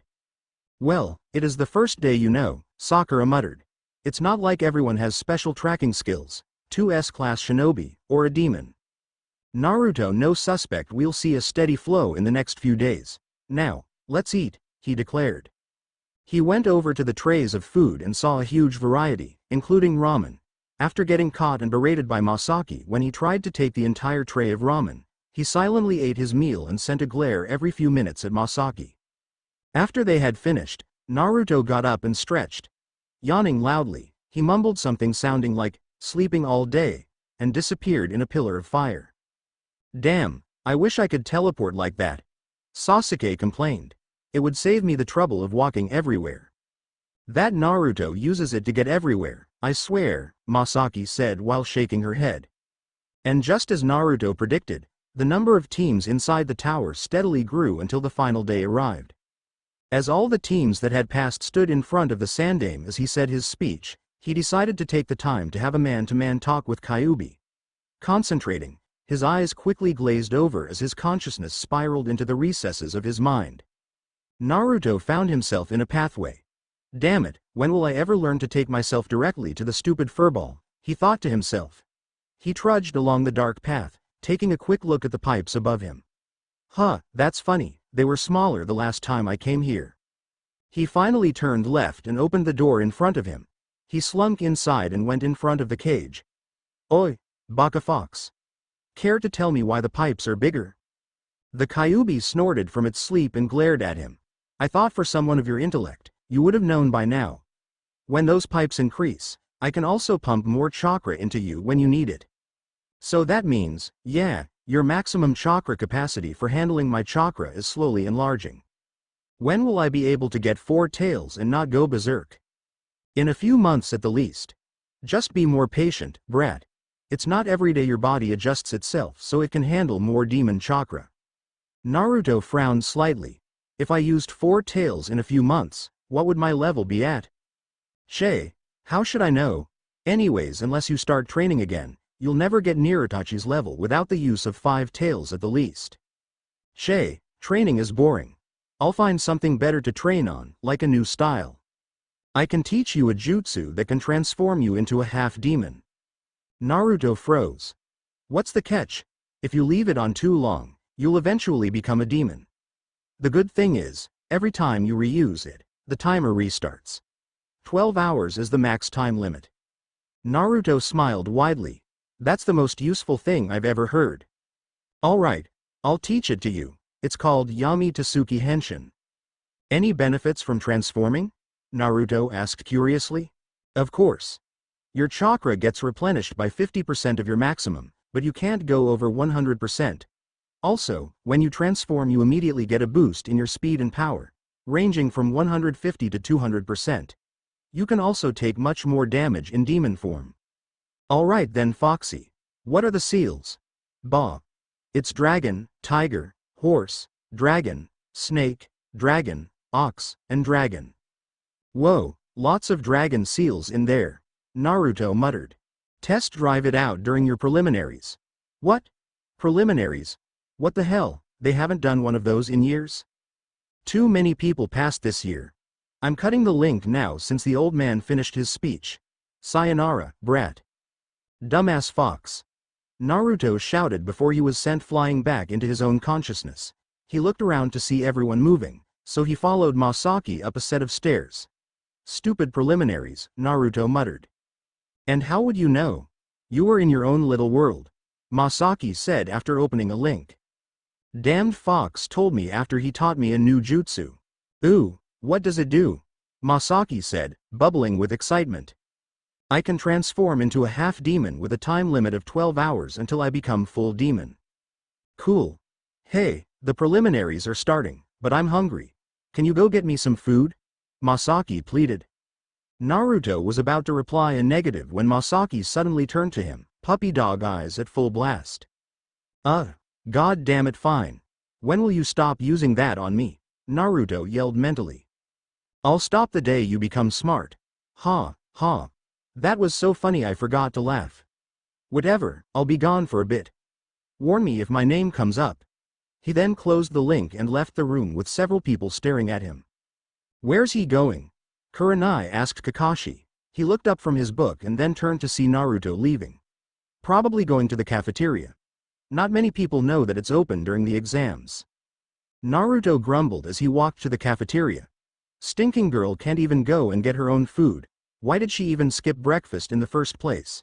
He complained. He paused.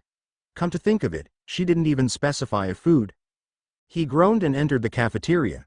It had a few employees eating brunch, so he walked up to the counter and took what he could. If she doesn't like what I bring her, well screw her, he muttered fiercely. He left quickly and walked in silence back to the room where the preliminaries were being held, and decided to check up with Masaki. Yo, how's everything so far? And don't ask about the food, I have it. I've seen Uchiha and some chakra-sucking dude named Yoroi Akato fight. Sasuke wiped the floor with him. One of the sand shinobi named Kankuro fought some weird guy named Tsurugu Masumi. Masumi can stretch his body and disconnect bones. Yuck. Kankuro is a puppeteer. Sakura and Yamanaka Ino knocked each other out in a draw. Nara Shikamaru beat Aburame Shino with superior strategies. Tamari freaking owned Tenten. Hurry it up, will you? Alright, geez. Women, he picked up his pace and entered the room when the electronic board flashed. Hyei Takai versus Inuzuka Kiba. He set his mouth into a grim line. Hey, Masaki. Catch. He roared as he threw the tray of food like a boomerang. Surprised, she barely managed to catch it. You idiot, she roared back. Kurenai's sweat dropped and Kakashi coughed. They don't act it but they have excellent teamwork, Kakashi told her. It's only natural for preteens to act like that. At least I think so. Naruto walked up to the center and faced the boy named Kiba. He wrinkled his nose. You reek of dog. Yuck, he said out loud. Kiba sneered. At least dog is better than fox.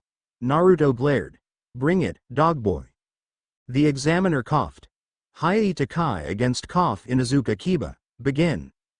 Kiba immediately began with his own techniques after his dog, Akamaru, jumped out of his jacket. Ninpo. Jujin Bunshin. The jutsu caused Akamaru to transform into a Kiba.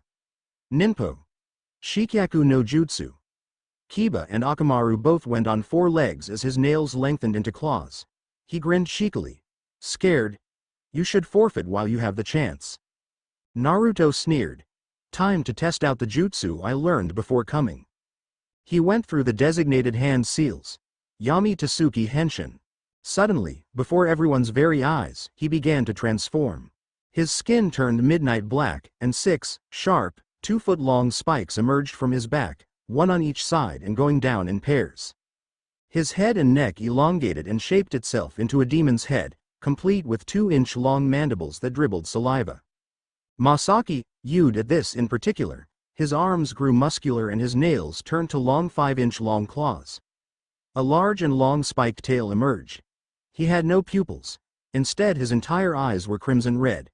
His midnight black skin began to harden into armor, and his height grew to about 6 feet. Back hunched over, he grinned maniacally at Kiba, who paled instantly. Kakashi's Sharingan eye was revealed, and scanning the technique. Fortunately, he didn't copy my jutsu, Naruto thought in relief. What the hell are you? He screamed. The response came in a raspy snarl. Your worst nightmare. He immediately flickered behind Kiba, and slashed his back with his claws.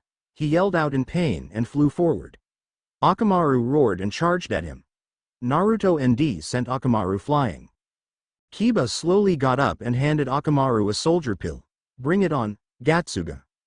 The 2 cyclones of destruction rushed at him, but Naruto was unmoving. Kiba and Akamaru slammed and drilled into Naruto and all 3 went into the wall.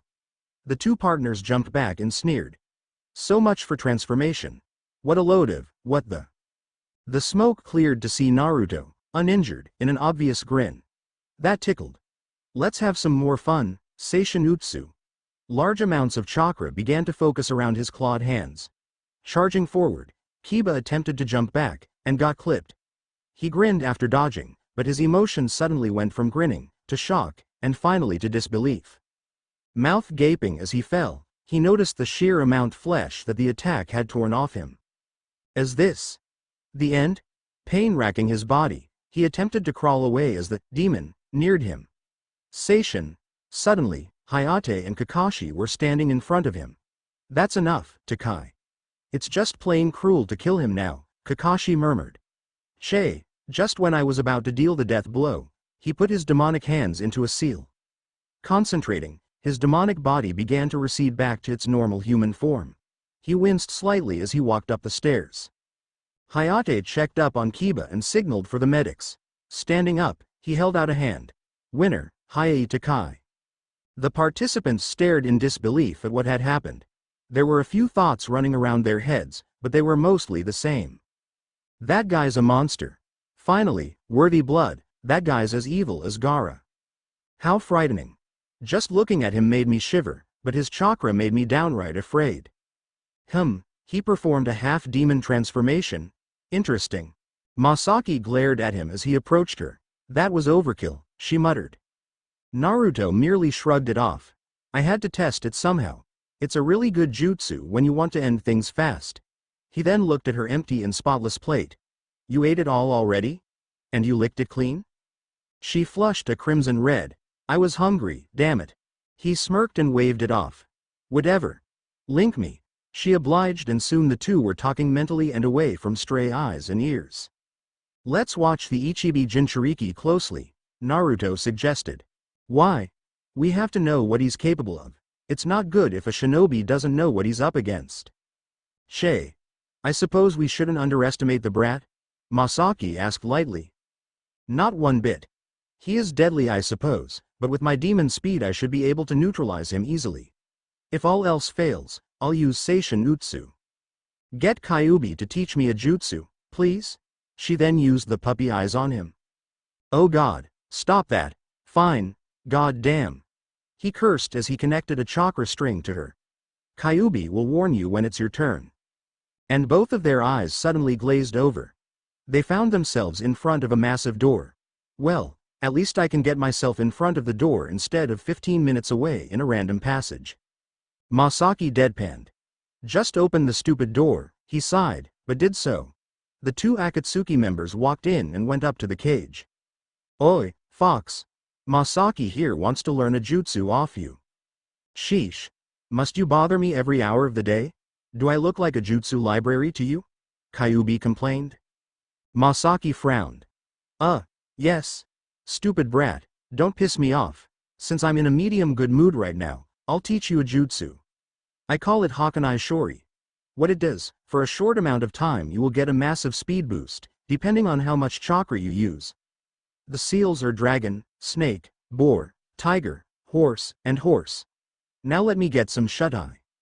Forcing them out, Kyuubi retreated into the depths of his cage to get some much-needed sleep. Sheesh, what a loser, Naruto muttered, speaking of both Kyuubi and Neji, who had just tried to kill his cousin. When people heard this, they muttered their agreement. Neji is such an arrogant asshole. I should kick his ass, Naruto raged. I know, he acts like he has a kunai up his nether region all the time, Masaki commented. Hey, they're done. It's your turn. Masaki jumped down to face her opponent, Zaku Abumi. He sneered. Little girls like you should forfeit before you get hurt. Masaki scoffed. Like a weakling like you could hurt me, much less defeat me. Hayate looked left and right. Kafa Matsuyoshi Masaki vs Zaku Abumi, begin. Zankuha. Zaku roared.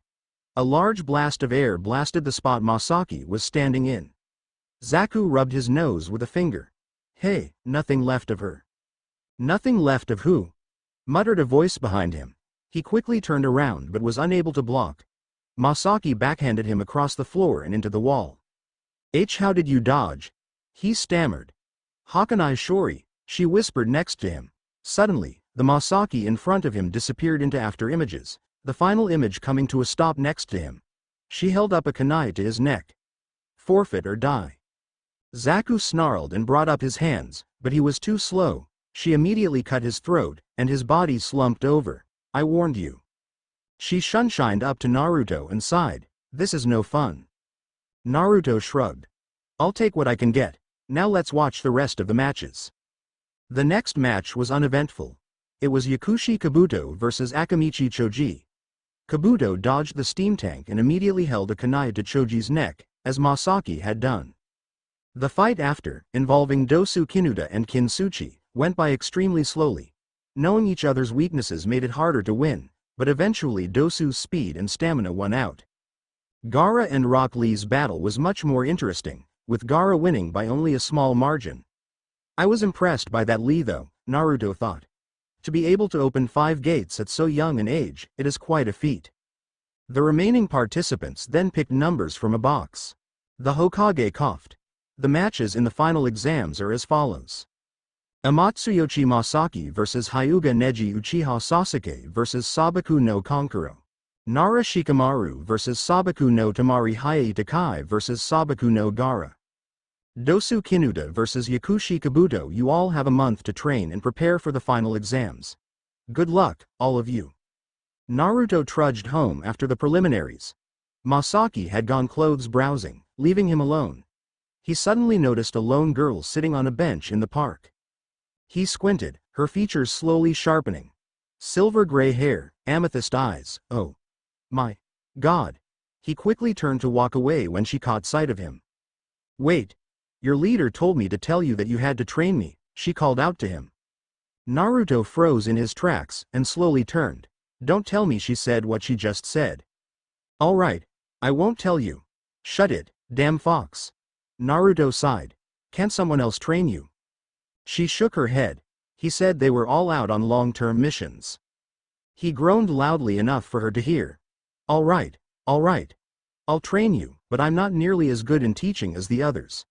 Meet me here tomorrow morning at 5 a.m. She nodded, and went off to think. Naruto sighed at the predicament he was in. Great, now leader sets me up to be a sensei. This is going to be one hell of a month, he thought dejectedly and went home. He slowly closed the door behind him and opened a link to one of his suppliers. Hey, how is the new shipment of steel? It arrived on schedule, Naruto-san. What of the construction? Naruto questioned the unknown man. We are ahead of the schedule by 3 months. Good. Start the search for the strong ones. I will be there in 2 months, be ready by then. Hi, Naruto-san. With that, the transmission ended. Naruto grumbled. This is too much work for a mere 13-year-old. Screaming in frustration, he took his stress out on his pillow and went to sleep afterward. The next day, Kaoru sighed loudly. Naruto was training her into the ground, and there were no signs that he was going to let up. Naruto-san, do I have to keep doing this? She complained. Currently, she was forced to stand all day on the water, walking back and forth. His novel. Yes, Kaoru. You need to hone your chakra control, and I doubt you need higher chakra reserves. She glared at him. I want to do something else, she said hotly. Naruto abruptly slammed his book shut, and grinned in a Kisame-like manner. Come over here then, Kaoru-chan. Naruto said in a sickeningly sweet voice. Kaoru shivered. Not good, he added the chan at the end. He only does that when he's being cruel. Kaoru nevertheless followed his instruction and walked up to him. Naruto quickly pulled out 5 paper seals from his pocket and handed them to her. Put one on each of your limbs, and one around your waist.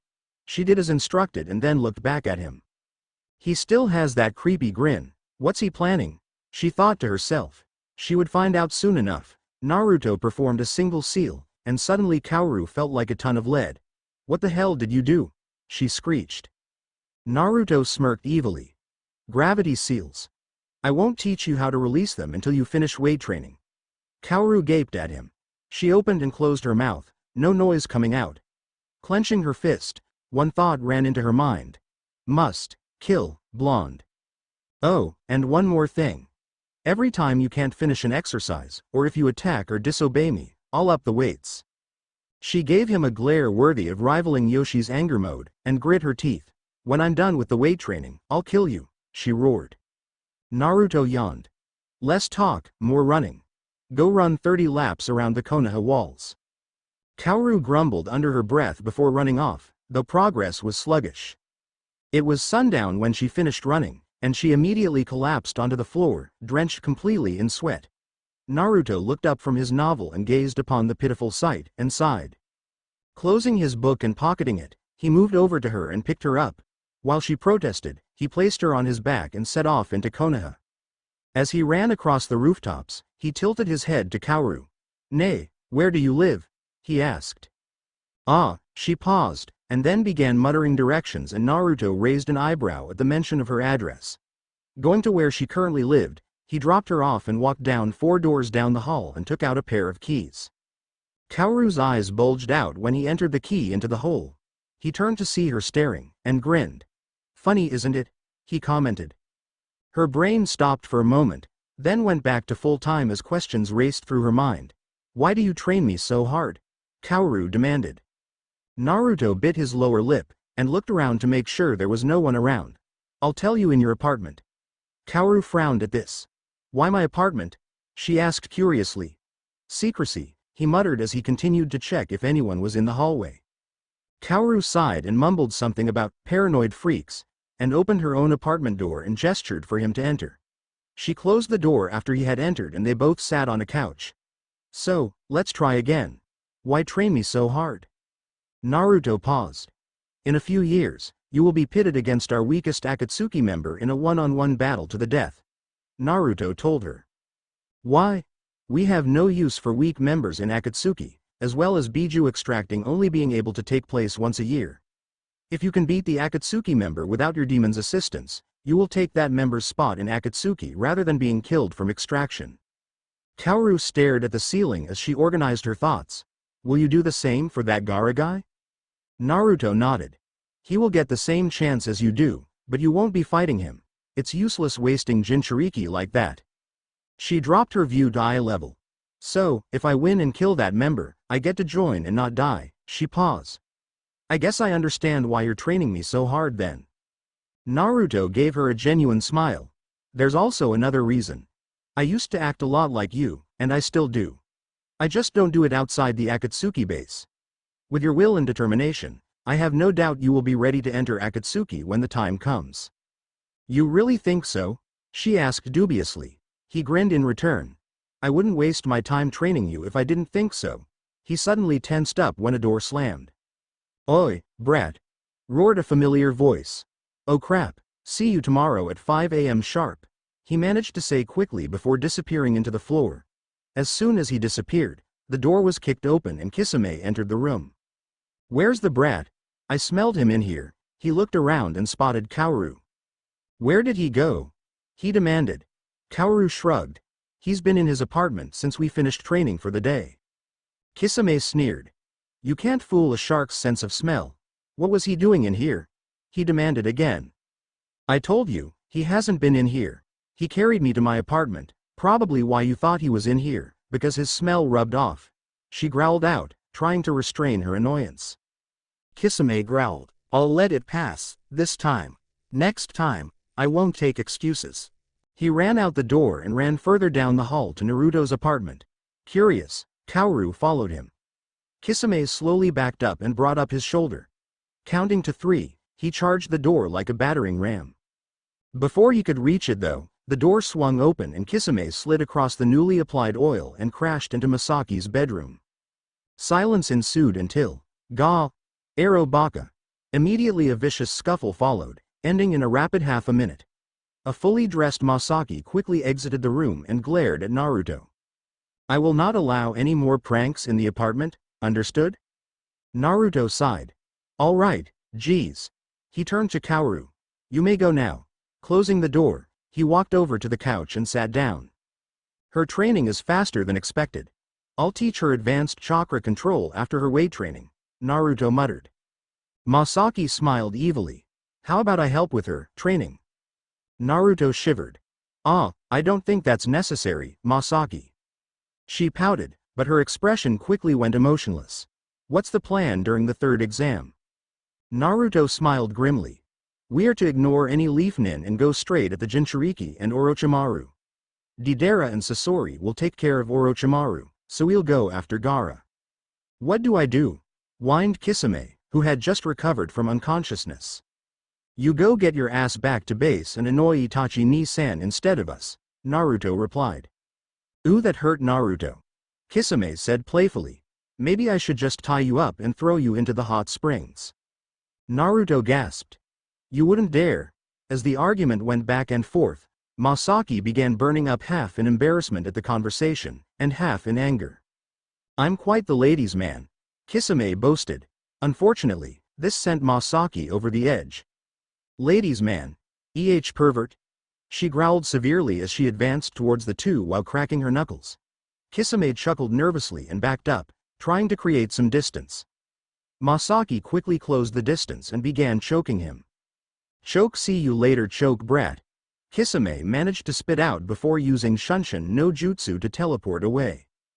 Damn, he got away, she mumbled. Naruto slowly backed away. When Masaki turned to glare at him, he immediately ran for his room and slammed the door. Snapping on several locks and setting up some seals, he breathed a sigh of relief. Suddenly, a hand slammed through the wall, and Naruto began screaming. His wails were heard around Konoha that night. 1 week after training start, Naruto had left Kaoru to her weight training and was wandering through Konoha, lost in his thoughts, until he suddenly heard a lecherous giggle. He slowly looked around, noticing he was near a hot springs. He tried to pinpoint the noise when he heard it again. This time, his ears twitched and he turned to where he was sure that the noise was coming from. He peered into a tree carefully and spotted a large man with long white hair wearing strange-looking red and green clothes. Naruto sighed, knowing time for ignoring to beat up the pervert. Thus, Naruto approached the man quickly and silently. Placing his hands into the tiger seal, he got a strange glint in his eyes as he prepared an ultimate anti-pervert technique. Konohagakure Hiden Taijutsu no Ugi. Senengarashi. He roared as he stuck his index fingers up the pervert's ass with massive, chakra-enhanced force. Yeewow. The pervert screamed as he flew up in pain while clutching his precious ass. He flew 20 feet into the air, and then gravity caused him to drop like a rock and pulled him down into the hot springs. Naruto quickly concealed himself in some bushes as some women ran out of the springs, screaming in embarrassment, while the others beat up the poor man severely.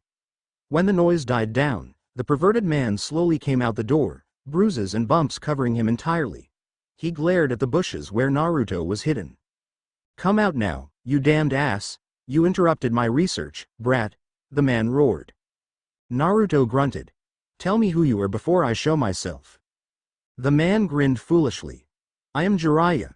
He immediately began a strange and embarrassing dance, introducing himself as one of the Leaf's Sannin. Satisfied, Naruto stepped out of the bushes. Immediately, Jiraiya's eyes narrowed. "Akatsuki," he growled as he stepped forward menacingly. "Not only are you S-rank criminals out for the Biju, you stuck your fingers up my ass, for that, you deserve death." Naruto began sweating and immediately took off at top speed, Jiraiya quickly following. He quickly ran until he reached the outer walls where Kaoru was training. "Kaoru, Kaoru, Kaoru. Save me from the evil pervert. He's trying to force me to take perverted pictures of you." He lied immediately to create a distraction. "Pervert, she said in a cold voice as a strange glint appeared in her eyes just as it did with Naruto. She cracked her knuckles as she walked slowly to Jiraiya. Said perverted man's sweat dropped and began backing up slowly until he noticed the seal on her stomach. "Wait. You're a Jinchuriki. That man is Akatsuki." "I know that already, old man," Kaoru interrupted rudely. Jiraiya looked dumbfounded. "Huh? You know?" Kaoru laughed. "Of course I do. After all, I'm joining Akatsuki once I finish my training." Jiraiya glared at Naruto. "What do you plan to do with the Jinchuriki and their Biju?" Said Akatsuki member shrugged. "Only the select few members know that, and I'm not one of them, yet. I wouldn't know. I might ask our leader in exchange for teaching me a jutsu." Jiraiya frowned. "What's your name? You're pretty young to be a member." "Uzumaki Naruto. I've been trained since the age of 9 by the Akatsuki." Kaoru immediately went, "Huh?" and Jiraiya gasped. "So Jiraiya began to talk when Naruto interrupted. "Kyuubi vessel. The son of the late Yondaime Hokage, whose name was Kazama Arashi? Yes, I am." "Why are you a traitor to the Leaf? My father wished me to be viewed as a hero. Instead, everyone saw me as a monster, a demon. I was the target for 23 assassinations, total." Jiraiya looked downcast. "Have you befriended anyone in the village?" he asked curiously. Naruto nodded slowly. "I befriended the last Uchiha Sasuke. We already know that Orochimaru is after him and the Sharingan." "Why haven't you killed Orochimaru then?" Jiraiya demanded. Naruto's face contorted into rage. "Damn bastard keeps running away. Damn chicken bastard never fights us, even in one-on-one combat." Jiraiya grinned. "That's Orochimaru for you. Our next target is the Ichibi container, Sabaku no Gara. We already have the Sanbi, Kyuubi, and Nibi if you count me and Kaoru." Naruto had an excited gleam in his eyes. "Teach me one of my dad's jutsus, old man." Jiraiya snorted. "Why should I teach a traitor anything?" Naruto frowned and held his heart in mock pain. "Jiraiya, that hurts.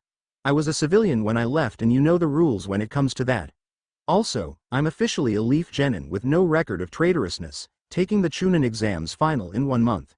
You can't really consider me a traitor." Jiraiya couldn't come up with something to combat what he had just said and decided to ignore it. "What will you and Akatsuki be doing during the finals?" "I'll tell you if you don't interfere with our plans. If you do, we'll just destroy Konoha. Do I have your word?" Naruto asked. Jiraiya thought for a moment, weighing the consequences. Finally, he gave a short nod. "After capturing the Ichibi, my partner and I will disappear and leave fake corpses to fake our deaths. Another Akatsuki pair will move in during the invasion and attack Orochimaru during the exams." "What do you plan to do with Ichibi?" Jiraiya asked as his curiosity piqued. "We'll train him like I'm training Kaoru here, and have him join. It's always better to have a stronger member join and already having a Biju than having a weaker one and having us go through the long process of Biju extraction and insertion." Smirking, Jiraiya spoke up. "I'll teach you a technique right now, called Kachiyose no Jutsu. You are familiar with it, I assume. If you can stop Orochimaru and the Ichibi, I'll teach you another technique."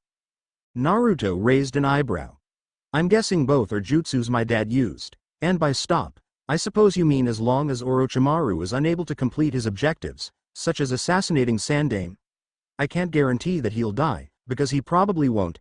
Chicken bastard will run again, I'm sure. Naruto glared at the sky. Stupid chicken bastard, he muttered. Jiraiya nodded and bit his thumb. Smearing it on his hand, he went through a few hand seals. Kachiyose no Jutsu. He summoned a medium-sized toad with a scroll in the toad's mouth. Jiraiya took the scroll and opened it, showing Naruto the signatures. Naruto then bit his own thumb, and wrote his name in the scroll. Jiraiya nodded. You should already know the seals, considering you're of Akatsuki. Try to summon Gamabunta, the toad boss. Just remember, if you betray the leaf without good reason, Gamabunta can null your contract. Naruto frowned. Damn, that's troublesome, it would do well to get my own summon animals. He bit his right thumb and smeared it on his hands, as he went through the seals, and finally slammed his left palm onto the ground. Kachiyose no Jutsu, he yelled, as massive amounts of chakra flew forth. After a gigantic explosion of smoke emerged, the wind blew it away to reveal a humongous tan and red toad with a black jacket. Jiraiya.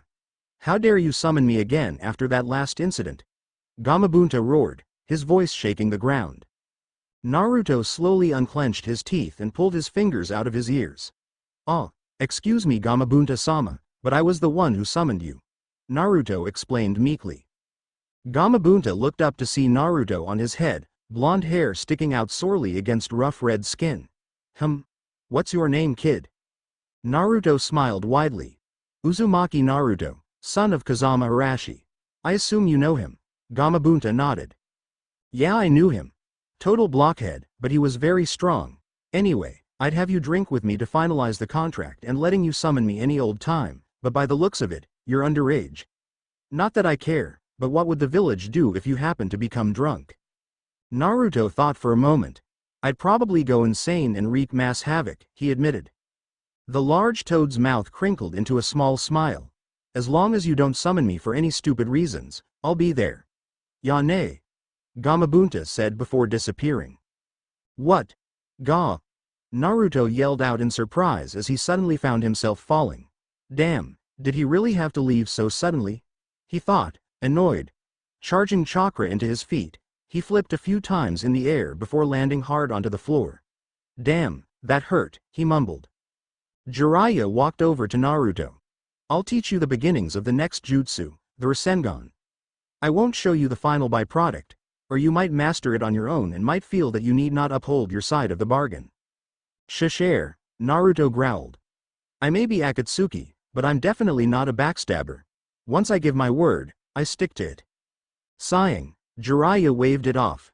Whatever, I'll teach you the rest after the final exams. He then took a balloon out of his pocket and filled it with water. Watch closely, he ordered. Spin the water with your chakra and pop the balloon. Jiraiya demonstrated what to do, and as the chakra began rotating, the ball began to bulge and quickly popped. Spinning the chakra in one direction wouldn't create those multiple bulges. What if I applied quick changing of rotation? Naruto thought as Jiraiya shuffled around his pocket for another balloon. Aha! The Sannin declared when he found what he was looking for. He filled up the balloon and handed it to Naruto. Naruto took the balloon and began spinning the water. Yes, I see that it is bulging in one direction. Time to apply the other rotations, he thought happily. Naruto continued spinning until it was at a speed he liked, and quickly changed the direction of the rotation while keeping the speed. After changing the direction of rotation several more times, the ball bulged up as Jiraiya's had done and popped. Jiraiya gaped in surprise at the balloon. The first step mastered in 5 minutes, this guy has good control and a good eye. He grumbled loudly as he shuffled through his pocket again, this time withdrawing 2 small rubber balls. By the way, how did you complete it so fast? Jiraiya asked nonchalantly as he juggled the balls a bit.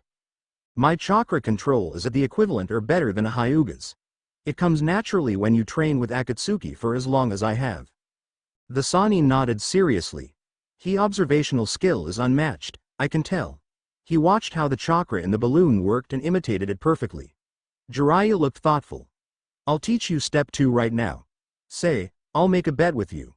If you can do it under 30 minutes, I'll teach you a third jutsu after the exams. Naruto instantly brightened up, a foxy grin appearing on his face. This time, Jiraiya held the air-filled balloon in his hand. He began concentrating chakra into the ball, until it exploded. He turned to Naruto. In this exercise, you must concentrate as much chakra as possible into the ball without the chakra touching the edge, lest it open a hole and all the air leak out. Naruto took the second rubber ball from Jiraiya and stared at it for a bit. He tried to collect some chakra, but soon afterward a hole appeared and the air leaked out.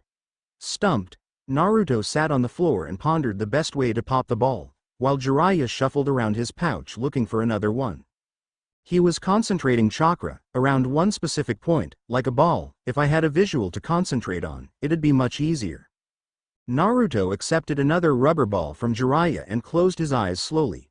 In the center of the mind, visualize a point. Kyuubi's eye. Concentrate and focus the chakra around the eye, he told himself. He could feel the chakra wrapping itself around the eye, or in the real world, the center of the ball. Continuing to focus on the eye, he put more effort into concentration. Compact it into a ball of chakra. Compact it smaller. Naruto suddenly heard a pop. Opening his eyes, he saw the remains of the rubber ball on the floor.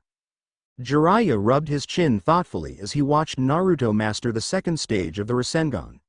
He's mastered 2 steps in 1 day. Mastering the first in 5 and the second in 15 minutes. You sure have one hell of a son, Arashi.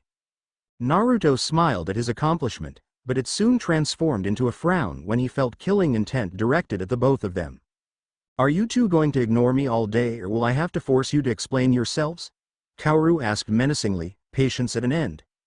Naruto smiled weakly. So sorry. I'll explain everything later. You go back to weight training, Kaoru. She huffed angrily but returned to her training nevertheless. Jiraiya sighed as she stalked off and turned his attention back to Naruto. About the exams, I'll be hiding in the crowd using a combination of disguise, henge, and genjutsu. You can tell your partners that I'll help them against Orochimaru if necessary. Nodding silently, Naruto opened a link to Sasori, Deidara, and Masaki. Yo, this is Fox. I've had a run-in with Jiraiya, and he says he'll support us against Orochimaru as long as we don't demolish Konoha in the process. This is Clay. That makes things so much easier, yeah. Puppet. Masaki, have you received Leader's special demon containment seal? Sasori asked. Thunder, and yeah, I did. If the Ichibi tries to transform, I'll just slap it onto either him or his sand and it'll force him to revert and waste all his chakra. Why do you speak with Jiraiya anyway? Yeah. He caught me by surprise. He's promised to teach me a jutsu, and if we stop Orochimaru he'll teach me the Rasengan. Rasengan. Nice catch there, yeah.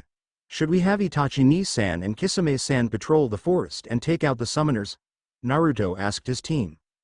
There was a pause before Sasori spoke up. Yes, have them do that. It'll keep me from having to massacre useless Sounin left and right and I'll be able to focus on Orochimaru. Sounds good, yeah. I'll take the Jinchuriki, Naruto you take any shinobi that try to protect him. Roger that, Masaki. This is Fox, cutting the link. Naruto looked up from his chat and found Jiraiya staring at him. Telepathic links. Standard Akatsuki jutsu used to communicate with each other, he explained. I've told them, and they've agreed. We're having another Akatsuki pair come and attack their summoners during the summoning process. Summoners? Jiraiya asked curiously. Nodding, Naruto pointed to a nearby forest. In the forests, Sound and Sand shinobi will be summoning large snakes to be used against the Konoha walls. Inform Sandaime of our plans and have him order all shinobi to refrain from attacking us.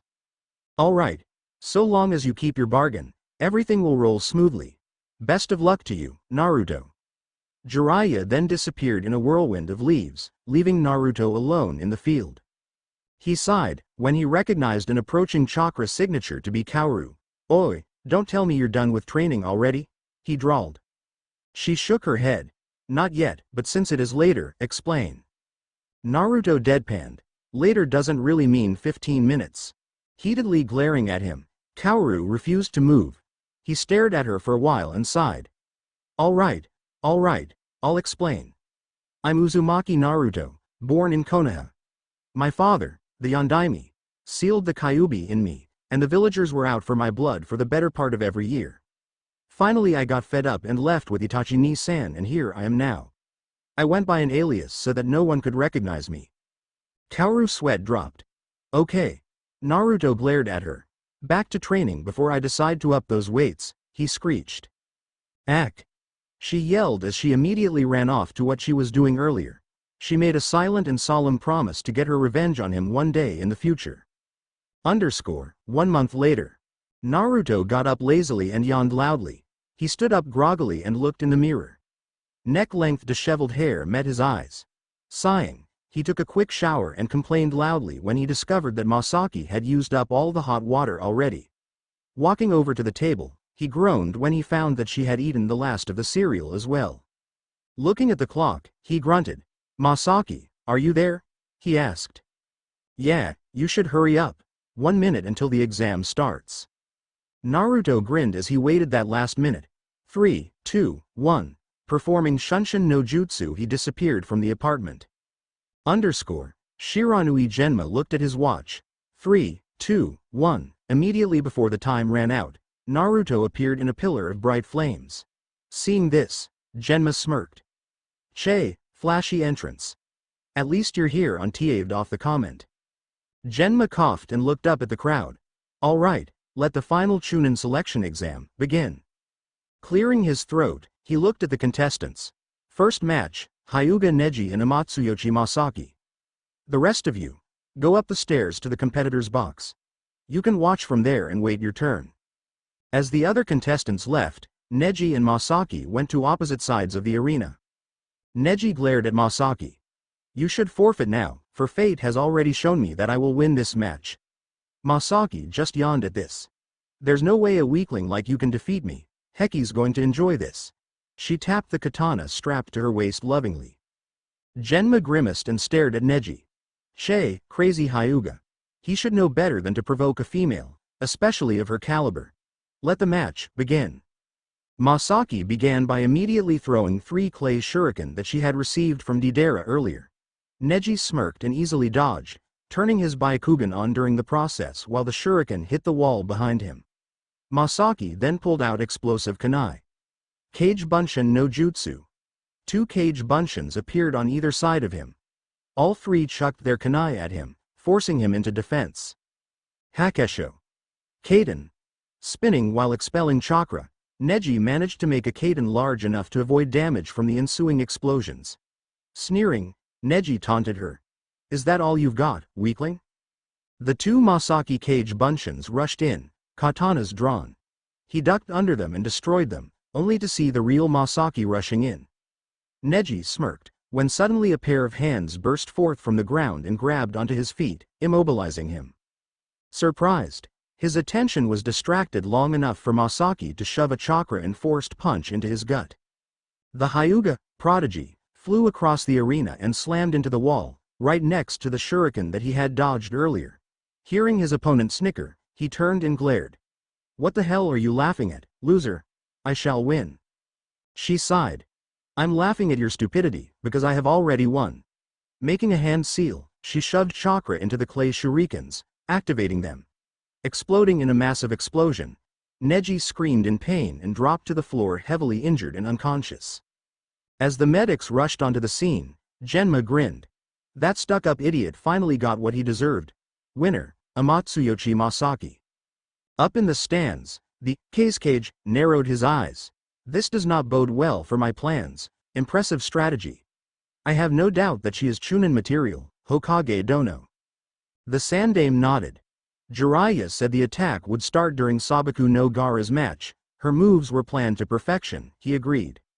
After Masaki went back to the competitor's box and the medics had carted off Neji, Genma cleared his throat. The next match will be between Uchiha Sasuke and Sabaku no Kankuro. Said puppeteer began sweating. Shit, I can't reveal the gimmick I put in Karasu before the attack. I forfeit. He called out. Sasuke gave him a death glare, as the crowd began booing. Genma shrugged. Alright then, winner is Uchiha Sasuke. The next match is between Nara Shikamaru and Sabaku no Tamari. Tamari immediately flew down on her fan, while Shikamaru groaned. Oh man, how troublesome, I have to fight a woman. Shikamaru. Get down here, Genma yelled. Sweating, Shikamaru began thinking of a solution. Aw damn it, why did he have to forfeit? That's it, I could forfeit this match and… Naruto whacked Shikamaru hard on the back, sending him toppling over the edge and into the arena. Go for it, you lazy bum, he roared. Takai, I will kill you, Shikamaru thought angrily as he picked himself up from the ground. Temari frowned. You going to give up too? He sighed. It's too troublesome to back out now. Genma smirked. Alright then, let the match begin. Immediately, Temari lashed out with her fan. Kamaitachi no Jutsu. A blast of air rushed at Shikamaru, who immediately ran to the nearby trees. God damn, this is so troublesome, he thought as he put his arms over his head, shielding himself slightly from the bombardment. Geez, the fan is huge, so it must weigh a lot. Considering she wields it like nothing, she probably has inhuman strength as well. This is so troublesome. Shikamaru looked up at the sky. All I ever wanted to be was an average ninja with an average life. Meanwhile, Temari was getting angrier. Are you going to hide all day? Come out and show yourself, you big sissy. She began bombarding the tree area again, increasing the ferocity of the attack. Sheesh, I suppose I should do something about this. Putting his hands together in his trademark thinking form, he closed his eyes as he concentrated. Let's see, today is cloudless, so that's not good. She probably will run from my shadows. What could I use to beat her? He frowned to himself. He suddenly brightened. I have an idea. Quickly taking out several kunai, explosive tags, and taking off his jacket, he arranged his new weaponry in front of him. Outfitting 4 kunai with explosive tags, he tied his jacket to one of the exploding kunai. The rest he kept without tags. Showtime. Temari growled in frustration. When is he going to show? As if to answer her question, kunai flew from the wooded area in her general direction. She took out her fan and blocked them, when he spotted more kunai coming at her. As the weaponry drew close, her eyes widened. Oh my god, exploding kunai. She quickly began dodging, as the explosions sent lots of smoke into the sky. Unbeknownst to her as she flailed in the smoke, a shadow quickly moved from the trees to Temari's general location. The shadow grabbed onto her, and she suddenly couldn't move. Damn it, what the hell? She thought frantically. Kagemane no Jutsu is a success, Shikamaru said, as he stood up, jacketless. Walking over to the center of the arena, Temari couldn't resist the effects of the jutsu as she, too, began walking forward. He stopped when Temari was 20 feet away and smirked. How are you going to beat me when I can follow your every move? She taunted. This made Shikamaru laugh. Why don't I show you exactly how I'll be able to defeat you? He turned his head up, and Temari did as he did. She opened her mouth in a shocked expression, as the exploding kunai hanging on his jacket drifted closer and closer to her position. Forfeit now and you won't get hurt, he threatened. She struggled futilely for a bit, then sighed. All right, I forfeit. As soon as she said this, the shadow retracted and Shikamaru left the arena, smile plastered on his face all the while. That was a good battle. I didn't get hurt, I won, and I don't need to worry anymore. Kisame snorted as he walked slowly through the woods.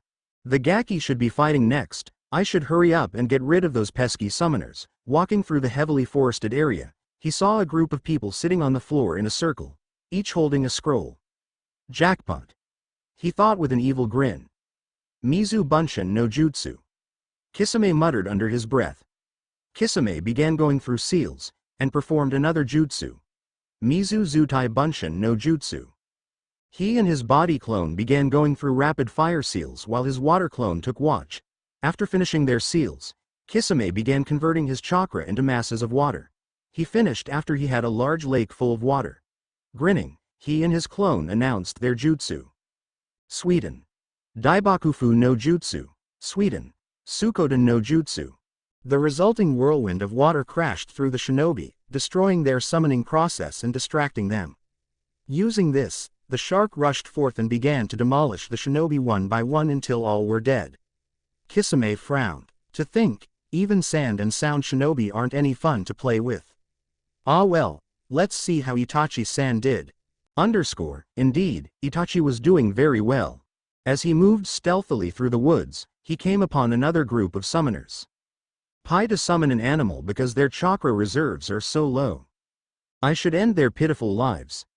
Kage Bunshin no Jutsu, he whispered.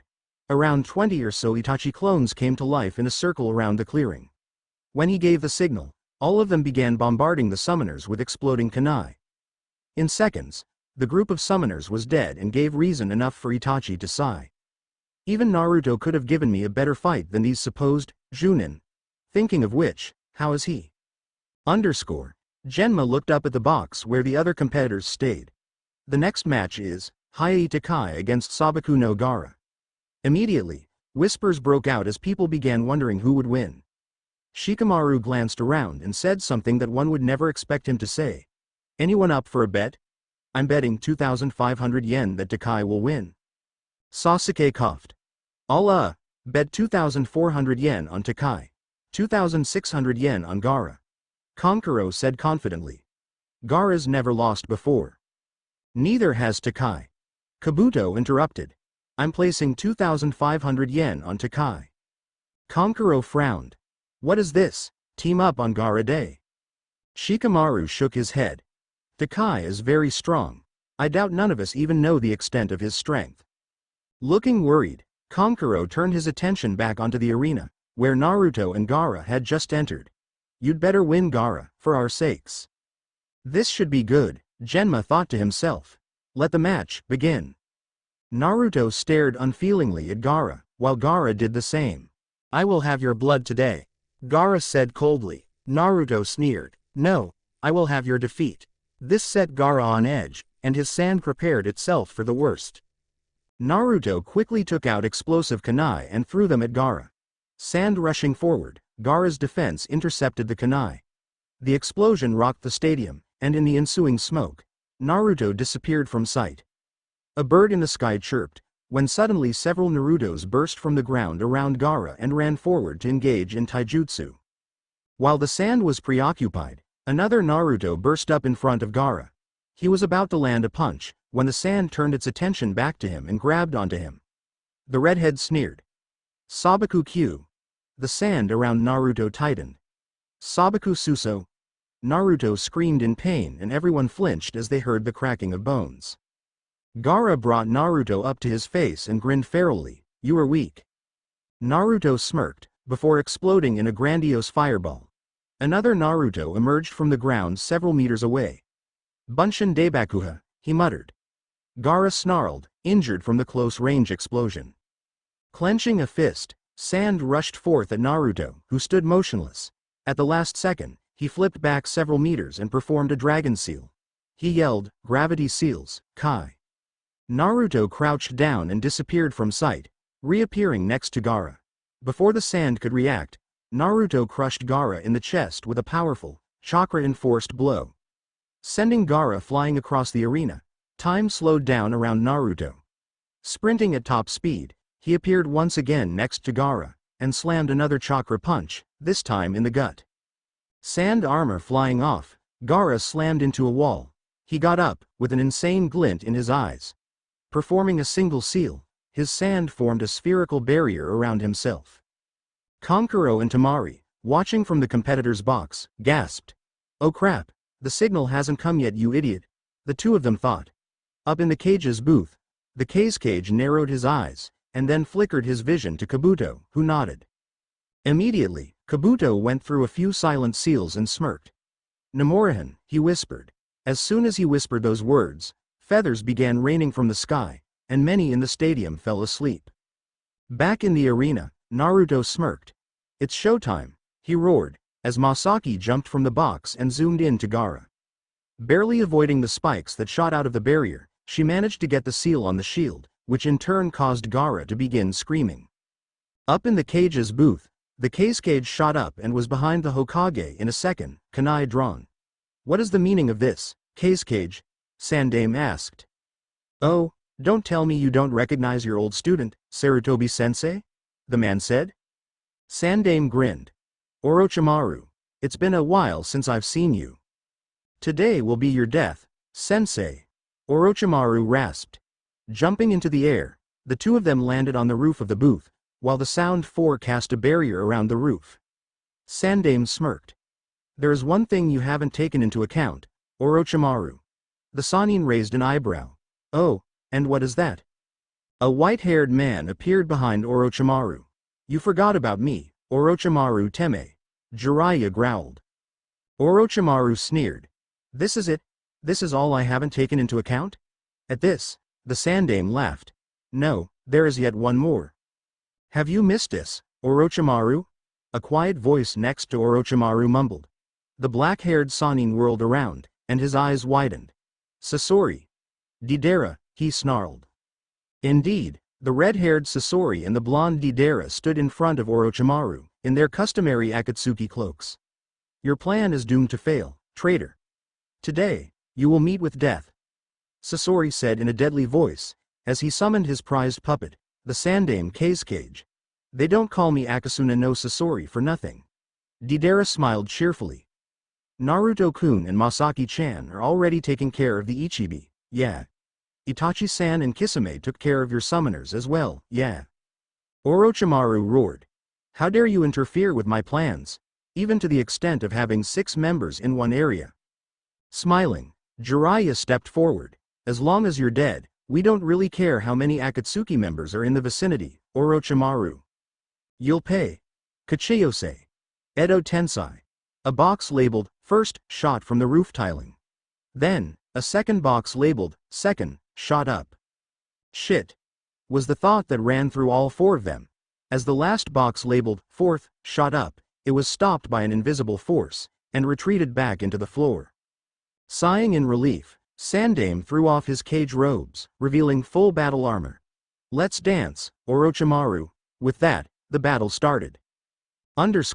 Whilst Sasori and Deidara duke it out and Itachi and Kisame ran around killing summoners, Masaki and Naruto faced down the wailing Gaara, still in pain.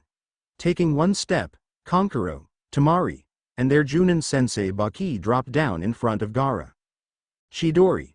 Yelled a familiar voice. All turned to see a fast-approaching Uchiha Sasuke, his left hand ablaze with lightning chakra. Kankuro quickly grabbed Gaara and sidestepped, but the high-powered jutsu clipped his leg, causing him to grunt and fall onto his good leg. Smirking, Sasuke turned to Naruto and Masaki. Go for it, he yelled, as he turned around and began assaulting Temari. While Naruto fought against Baki, Masaki sped past to engage Kankuro and Gaara, and ultimately capture Gaara. Baki, a wind manipulator, quickly tried to slash at Naruto with a blade of wind, but without his weights, Naruto's speed was too great. Quickly knocking Baki unconscious, he turned to where Masaki had just crushed Kankuro's puppet and thrown him against the wall. Seal still stuck on Gaara, Naruto hoisted the now unconscious Jinchuriki onto his shoulder and teleported to their rendezvous point using Shunshin no Jutsu. After the whirlwind of leaves died down, Naruto quickly handed Gaara over to Kisame, who left immediately to the Akatsuki base. How is my foolish little brother doing, Naruto? Itachi asked curiously. Naruto smirked. He isn't so foolish anymore, Itachi-ni-san. A small smile appeared on Itachi's face. Good, I'm glad he has his priorities straightened, even if it did take 5 years. Naruto looked curiously at Itachi. How is Kaoru doing, Itachi-ni-san? Itachi frowned. Let's just say we're never letting her in the kitchen again. Ever. Naruto snickered, and Itachi sent him a death glare. If I said that, you'll wish you never spoke again. Let's head back to base. I have no doubt that Sasori and Deidara are fine. And fine they were. Sasori's puppet easily occupied the revived Shodem and Nidaime, whereas Deidara was busy chucking Claybird after Claybird at a quickly tiring Orochimaru. In the background, Jiraiya went through hand seals in preparation for a jutsu and Sandaime was transforming Enma, the Monkey King, into a staff. Doten. Yomi Numa. Jiraiya yelled, causing the spot of Orochimaru's landing to turn into a small swamp. While he was immobilized, Sandaime jumped into the air, staff held high. This is it, Orochimaru, he roared. Cursing, Orochimaru went quickly through hand seals. Kusanagi no Tsurugi. Taking the sword, he parried Sandaime's horizontal strike, and pushed him away. Deidara cheered, causing Orochimaru to look his way. We captured the Ichibi, yeah. All that's left is to kill the traitor, yeah. Narrowing his eyes, Orochimaru created a mud clone and replaced himself with it, and ran towards the edge of the barrier. Don't let him get away, Sasori shouted, as he summoned more puppets to deal with the Hokages, leaving the Sandame Cage puppet free to attack Orochimaru. As he ran to the edge, the Sound Four withdrew the barrier, and all 5 of them jumped, but not before the Cage puppet utilized the Iron Sand ability to hit Orochimaru. Hissing in pain, Orochimaru teleported a safe distance away, where Kabuto awaited him. Quickly, I was hit by the Iron Sand, Kabuto. Nodding, Kabuto immediately went to work, healing what he could. Back at the roof. Sasori frowned as Sandame's cage buncheons sealed the 2 Hokages into themselves, and dispelled. Damn, he got away again. The least the Iron Sand can do is clog his Tenketsus, but still, that'll be helpful for when we meet him again in the long run. Turning to Jiraiya and Sandame, he bowed. It was a pleasure fighting with you against the traitor. Naruto will be waiting for you here, he said, handing over a map with a designated point. You can teach him the jutsus there, away from prying eyes. Bowing once again, Deidara and Sasori took their leave on a large clay bird. As the bird disappeared from sight, Jiraiya looked back at the map. Somewhere near Stone Country. Anyways, I'll be taking a bit of leave to fulfill my end of the bargain, sensei. What exactly was that bargain? Sandame asked curiously. I promised to teach Naruto a few of his dad's jutsus if he promised to stop Orochimaru's assassination attempt on you and screw his plans of destroying Konoha. Both of which were accomplished. Sandame raised an eyebrow. Naruto? Uzumaki Naruto? The Sannin nodded. Yeah, he already knows his heritage. He left with Itachi and they both joined the S-rank criminal organization called Akatsuki. If that was his choice, then I will respect it. I doubt that even I could live with that much hatred against me for 8 long years, Sandame said gravely. Yeah, he has every right to hate Konoha. Jiraiya agreed. Looking out upon Konoha, he smiled. The damage was minimal, and so were the casualties.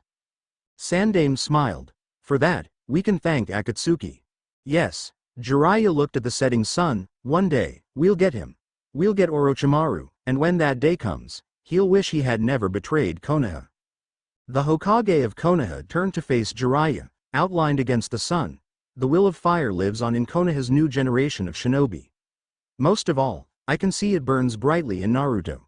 As long as that will of fire exists, Konoha shall never fall. 3 days after the attack. Naruto sighed, as he stared at the sky, watching the clouds slowly move across his vision. So damn bored, he thought, frustrated. There hasn't been anything to do since the attack. Itachi Ni-san is training Kaoru in ninjutsu, and Kisame is training Gaara in taijutsu no less. Sighing for what must have been his 1352nd sigh, he sat up and opened a mental link to an unknown person. Akira. Status on the supplies? Naruto-san, we have met our quota on supplies. Would you like us to stock extras? Yes, do so, Akira. How is the search? We have 150, and growing. Loyalty is not a problem. I knew it was a good idea to put you in charge, Akira. Thank you for your recognition, Naruto-san. I shall oversee the tower now. I will speak to you in a week. Yani. Yo, someone cried out as he entered the clearing. I got lost and I only just found the place. Naruto turned around and glared at Jiraiya. Do you know how boring it gets when I have nothing to do for several hours? Jiraiya rubbed the back of his head sheepishly. The map was a bit vague. Anyway, I'm here to teach you Rasengan's third and final step. We'll talk about that third jutsu after you master Rasengan. Alright then, how'd I master it? Naruto asked straight off the bat. Jiraiya held out a hand, as a ball of swirling chakra appeared in his palm. You combine the first and second steps of Rasengan. Rotation and power, you combine these two and you get this. He suddenly lashed out at a 3-meter-wide tree with the Rasengan, blowing the entire tree off. Staring wide-eyed at the attack, Naruto smiled widely. That's some kick-ass jutsu. It's got to be a rank at the least with that much destructive power. Jiraiya nodded. Unlike Kakashi's Chidori, meant to stab and rip through the enemy, Rasengan grinds, and when I say grind, I mean it. If you put enough strength into it, you could rearrange someone's bowels with that much rotation and grinding. So, I combine rotation with power. Jiraiya nodded. I won't tell you much more. The trick to mastering jutsus is to find out how to master it yourself, otherwise you don't truly understand how the jutsu works. Naruto held out his hand, and began concentrating the chakra. Think of the eye, think of the eye. Concentrate chakra into the center. Chakra began gathering in his palm in a spiral shape, and Naruto grinned. Next step, add rotation while keeping it in its spherical shape. Sweating from the extreme focus, Naruto fought to keep the chakra in a ball. Damn, this is harder than it looks. I have to compress the ball while rotating it. Otherwise the chakra will flow out of range and be wasted. If it wasn't for the extreme chakra control exercises that Itachi-ni-san made me go through, I wouldn't have enough control to compress the chakra like this while spinning. This is annoying, Naruto complained, as he continued to attempt at compressing the chakra. Jiraiya nodded. It took your father 3 years to create this, and it took me a year to master it. It's quite difficult, but I believe you can set a record on mastering Rasengan. You really believe that I can do it? Naruto asked. I've got some serious faith in your abilities, Naruto. Don't let me down. Naruto grinned. As if I would, Jiraiya. Attention returning to the chakra in his hand, he grimaced. Closing his eyes, he set all the concentration and patience bestowed upon him through years of training and putting up with Kisami's temper tantrums into mastering the Rasengan. A breeze on my face, ignore it. My own sound of breathing, ignore it. Concentrate on the task at hand, rotate. His heart sped up as the chakra began spinning faster and faster. Compress it. Pulling forth all his strength, he worked to make the chakra compressed. Tighter, tighter, tighter still. Jiraiya watched as the chakra in Naruto's hand began spinning at high speed and was taking a shape similar to a ball. Impressive, he thought. He may master it in a world record, cause I've never seen anyone master an A-rank jutsu in less than 24 hours.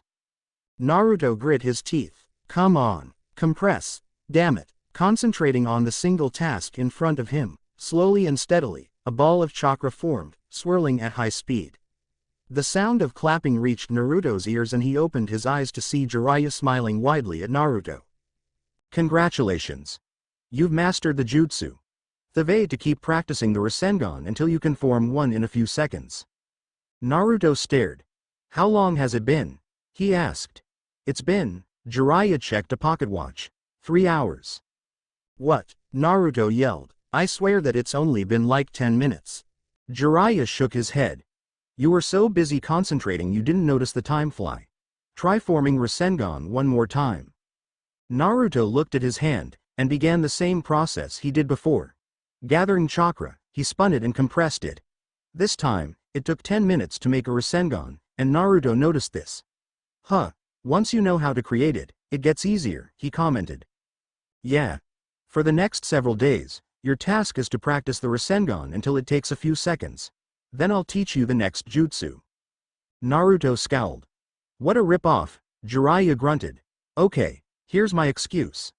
I don't really know the jutsu all that well and I need to go look it up. What is this jutsu that you speak of? Naruto asked, cocking his head questioningly. The Hiraishin no jutsu, trademark of your father, the yellow flash. He was the only one who could use it. Seeing as how you're his kid though, I have reason to believe that you were able to perform it, and I'll go look up the details on how to learn it. Gasping, Naruto began bouncing in happiness. Woo, Hiraishin, he yelled. Waving his hands around, Jiraiya calmed Naruto down. Whoa there, boy. I still have to research the jutsu and find out how to properly train you to use it. Sighing, Jiraiya began walking away. After you speed up your Rasengan, summon a frog and send a message to me. Grimacing, Naruto began practicing Rasengan forming while walking back to the Akatsuki base. This is going to be one hell of a nightmare, he thought as he once again forced all concentration into forming the sphere of chakra. In no time at all, he had reached the Akatsuki base. It was supposed to be a 30-minute walk, I only made 4 Rasengan too.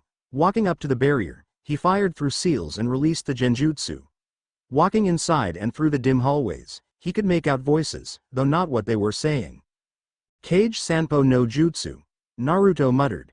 Melding into the darkness, he inched to the meeting room as he heard several Akatsuki members arguing with each other. Peering around the door, he saw what the commotion was about. We should have wiped Konoha out. Kakuzu raged. And then what? Have Orochimaru attack us? We successfully cut down his standing army, which is beneficial to us. Sasori spoke quietly. Zetsu grumbled under his breath. We didn't have to go so far as to defend Konoha. It was in our best interests. With our last act, Konoha is in our debt. We can utilize their service when the time comes. Itachi countered. Yoshi held up a hand to silence further outbursts. What's done is done. Indeed, we have weakened Orochimaru and gained the trust of Konoha. As long as the Sandaime lives, they will not turn against us. The other members had to agree, while Yoshi pressed on. Furthermore, we were able to get the Ichibi Jinchuriki, making our Biju count 5. Deidara raised an eyebrow. Since when did we have 5, yeah? Itachi, Kisame, and I went out and captured the Hachibi. Yoshi declared. Who will it be sealed in? Zetsu shook his head. A dragon is not made for a being such as me. I'd rather have the Sanbi, Kisame grumbled. Would not the Rokubi be better for either Masaki or you, leader? Itachi asked curiously. Yoshi nodded. Unfortunately, we know not where the Rokubi lies. Should not the next generation get the Biju, so that our purpose may live on? You mean to seal the Hachibi in Masaki? Kakuzu said in disbelief. If we are to die, there is still the next generation to live on. Wouldn't it make more sense to seal it in Masaki or Itachi, than ourselves? Yoshi asked them. Sasori smiled softly. A sound plan, Yoshi-san. Let us do it. Kakuzu frowned. Whatever. What's with the new trainee anyway? You mean Gaara? Sasori asked. Zetsu shook his head. No, that strange one. The one that seemingly cannot die. Oh, you mean Hidan? Yes, that is quite strange. Yoshi admitted. His strange ability would be beneficial to Akatsuki, however. Back to our agenda. When will we seal the Hachibi into Masaki? Spoke Kisame. Monday. Kakuzu said abruptly. Yoshi frowned. That's my favorite day of the week. That's exactly the point. On your favorite day, one of your favorite demons will be sealed into your precious daughter. Kakuzu explained. Whatever. Yoshi mumbled. Monday it is. Kakuzu stared at the Akatsuki members. These guys, they don't care about money, but I do. Each of their heads are worth lots of money, but let's not think about that now. Coughing, Itachi stood up. I will dismiss myself now. Walking past the door, he purposely stepped on Naruto's foot, hard, causing the blonde to bite his lip, lest he whimper in pain and reveal his presence. Damn you, Ni-san. Naruto cursed mentally. Itachi smirked as he walked down the hall. It's what you get for eavesdropping, Naruto. Naruto, still cursing silently, limped down a different hall to his bedroom. Damn it, Naruto thought as he looked at the bruise on his foot. I'm probably handicapped for an entire day. In the midst of rage, the sound of his door opening made him freeze. Nay, Naruto. How was your training? The feminine voice of Masaki drifted to his ears. He turned and smiled widely. Hey, I mastered Rasengan. Old pervert says I should practice it until I can pull one out in a few seconds. Masaki walked next to him. What, he didn't teach you that third jutsu? She asked. Naruto shook his head. No, he says he needs some time to research the jutsu, since only my dad's ever been able to use it. Eyes widening, Masaki whispered, you mean the Hiraishin no jutsu? Yeah, that's the one. He's going to find out how best to teach it to me, while I perfect the Rasengan making. Can I see the Rasengan? Masaki pleaded. Naruto sighed. All right, here goes nothing. Focusing. A Rasengan appeared over his palm in 5 minutes.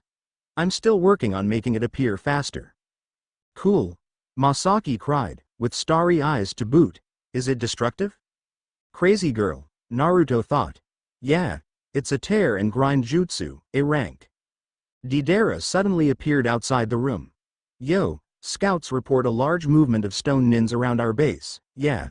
Best to prepare for the worst, yeah. Thanks, Deidara-san. Naruto said. Turning to Masaki, he gave her a short nod before heading off to the armory. Once there, Naruto began sifting through equipment and stuffed as many as he could into his pouches. Best be prepared, even if it's a false alarm, he thought. Strapping on his still unused Zanbatsu, he frowned. It's a waste if I never use this piece of art. I'll make sure to use it in my next mission. Oi, Masaki. What did Yoshi-san say? Atu-san said it was a false alarm. They were practicing their formations and strategies. Sighing, Naruto began walking back to his room. Or they could have been looking for us. I've heard that there have been rumors about us flying around lately. Fat chance. No one could find our base without a member. We've moved since Orochimaru's defection, so he doesn't know where we are either. Oh yeah, by the way, you're getting the Hachibi sealed in you in 2 days. What? Why didn't anyone tell me? She yelled mentally. I just eavesdropped it just 20 minutes ago, geez. Keep your head on straight, Masaki. Sorry. Now, what say you to some ramen? Again? I know Deidara likes the stuff, but he doesn't eat it all the time, you know. Scowling, Naruto waved the statement away. Che, I've been eating ramen all my life, and I'm stronger than you. What does that make ramen? A food that keeps you the size of a midget, Masaki smirked. Raising his arms in the form of an X, Naruto shook his head. Hey. You know I'm sensitive about that.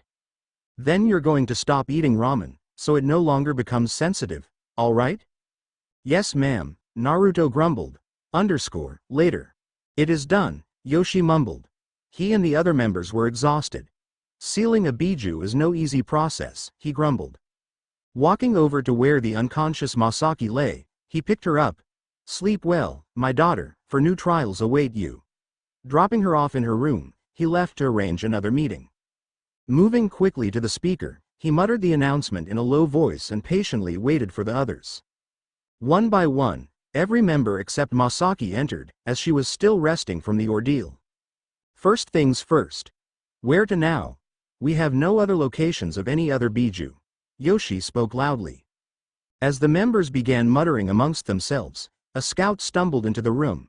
Stone shinobi, closing in, massive numbers, he choked out. Immediately, the remaining 8 members of Akatsuki stood from their seats and ran to the entrance. When they arrived, they saw that the stone shinobi had already gotten inside. How did they get in? Yoshi hissed. Easy, we told them how. Yoshi whirled around to see that some members were no longer there. Turning back to the intruders, he spotted Zetsu and Kakuzu, along with Hidan the trainee in the group. Kakuzu sneered. I'm being paid handsomely for this, and I will become the richest shinobi on earth after I cash in your heads. Not if I have any say in it, traitor. Kisame growled. Yoshi quickly glanced at Deidara. Deidara, take any others loyal to us and flee.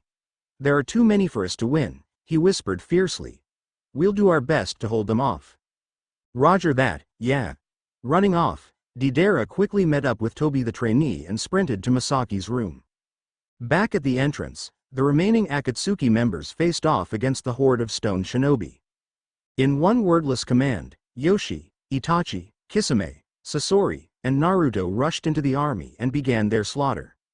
Naruto jumping high into the air, he unsheathed his Zanbatsu and came down hard, slicing an enemy in half. Growling, he pressed a small switch on the hilt, causing a piece of the Zanbatsu to disconnect. Grabbing the second, smaller blade, he imbued both with chakra. The larger blade became considerably lighter, while the smaller blade burst forth in chakra. Swinging, he sliced a kunai neatly in half with the smaller blade. Surprised, the stone shinobi could only widen his eyes before he was decapitated. Sweet, it cuts through kunai like nothing, Naruto thought. Whirling in a tornado-like motion, he plunged into another group of shinobi, chopping off arms, legs, heads, whatever he came into contact with. Throwing his swords into the air, he fired through hand seals. Kaden. Karyu Enden. The flame dragon cut down 5 shinobi before stopping its rampage. After loosing the dragon, Naruto jumped while grabbing both his swords, and dropped down onto another group of enemies. Shit, there are so many, at this rate, I'll be tired out.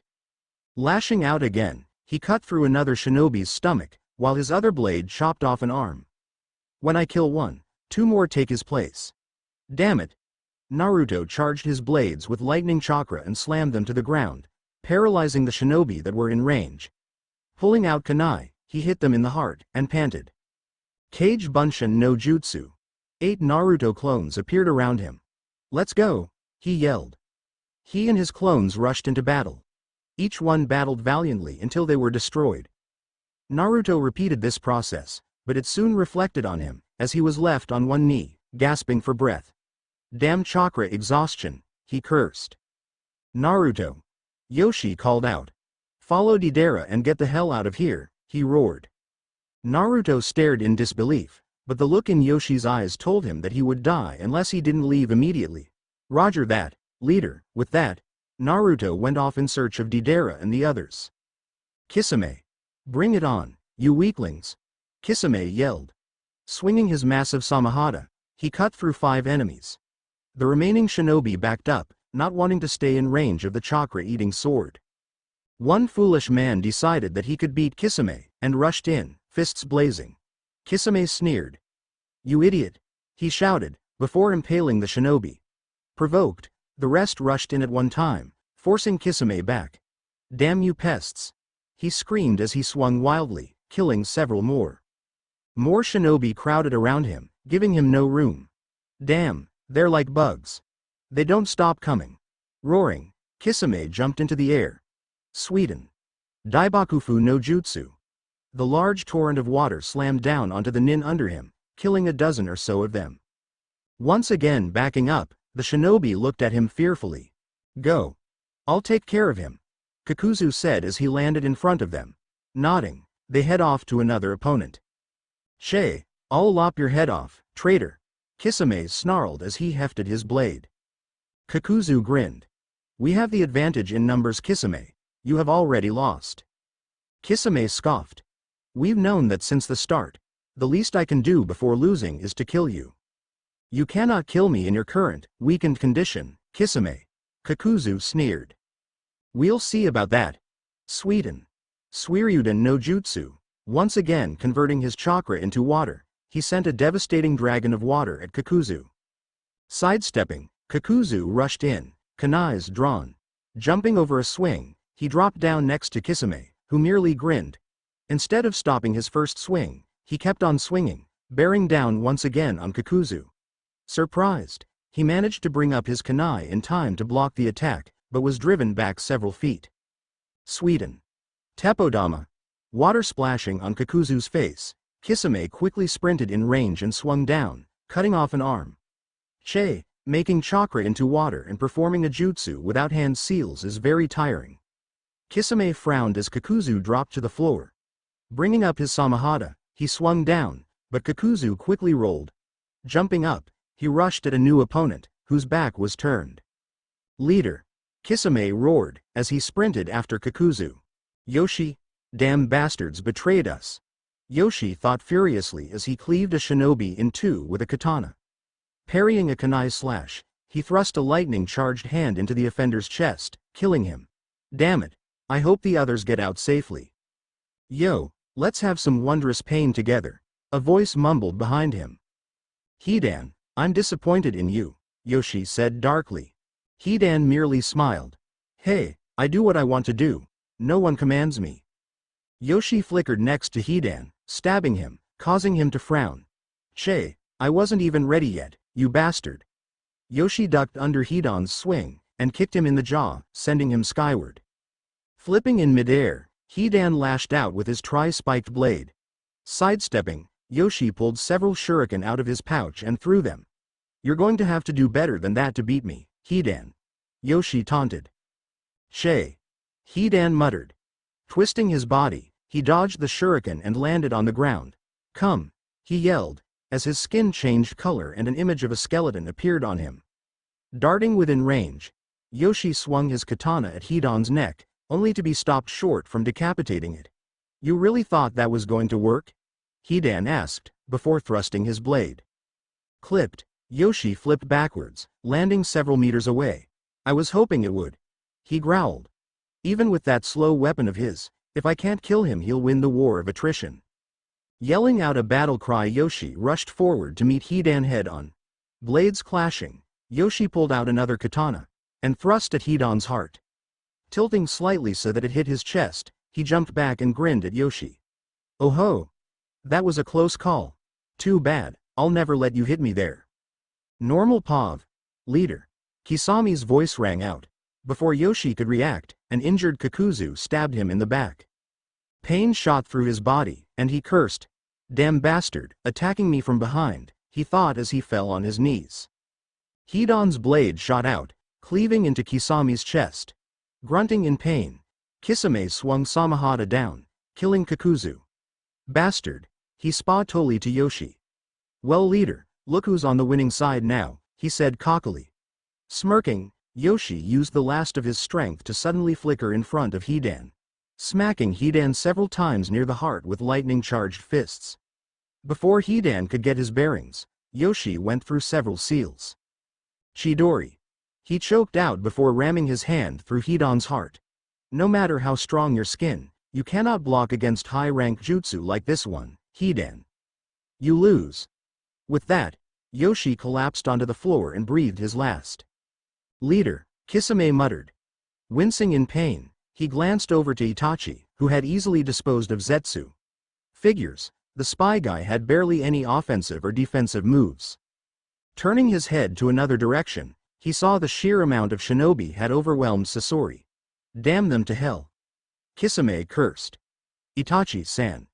We have to retreat," Kisame yelled. Itachi landed next to Kisame.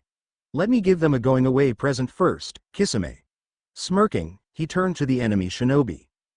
Mangekyo Sharingan, _ Kaoru was humming to herself quietly when Deidara barged in with Masaki over his shoulder. "Hey! What's with the invasion of privacy?" Kaoru demanded. Deidara took a deep breath. "We're under attack and we need to evacuate.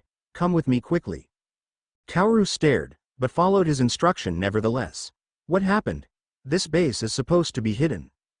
"Traitors, Zetsu, Hidan, and Kakuzu were traitors," Deidara rasped. "Everyone else is fighting." "Deidara-san. I've retrieved Gaara-kun like you asked," Tobi said as he ran over to Deidara.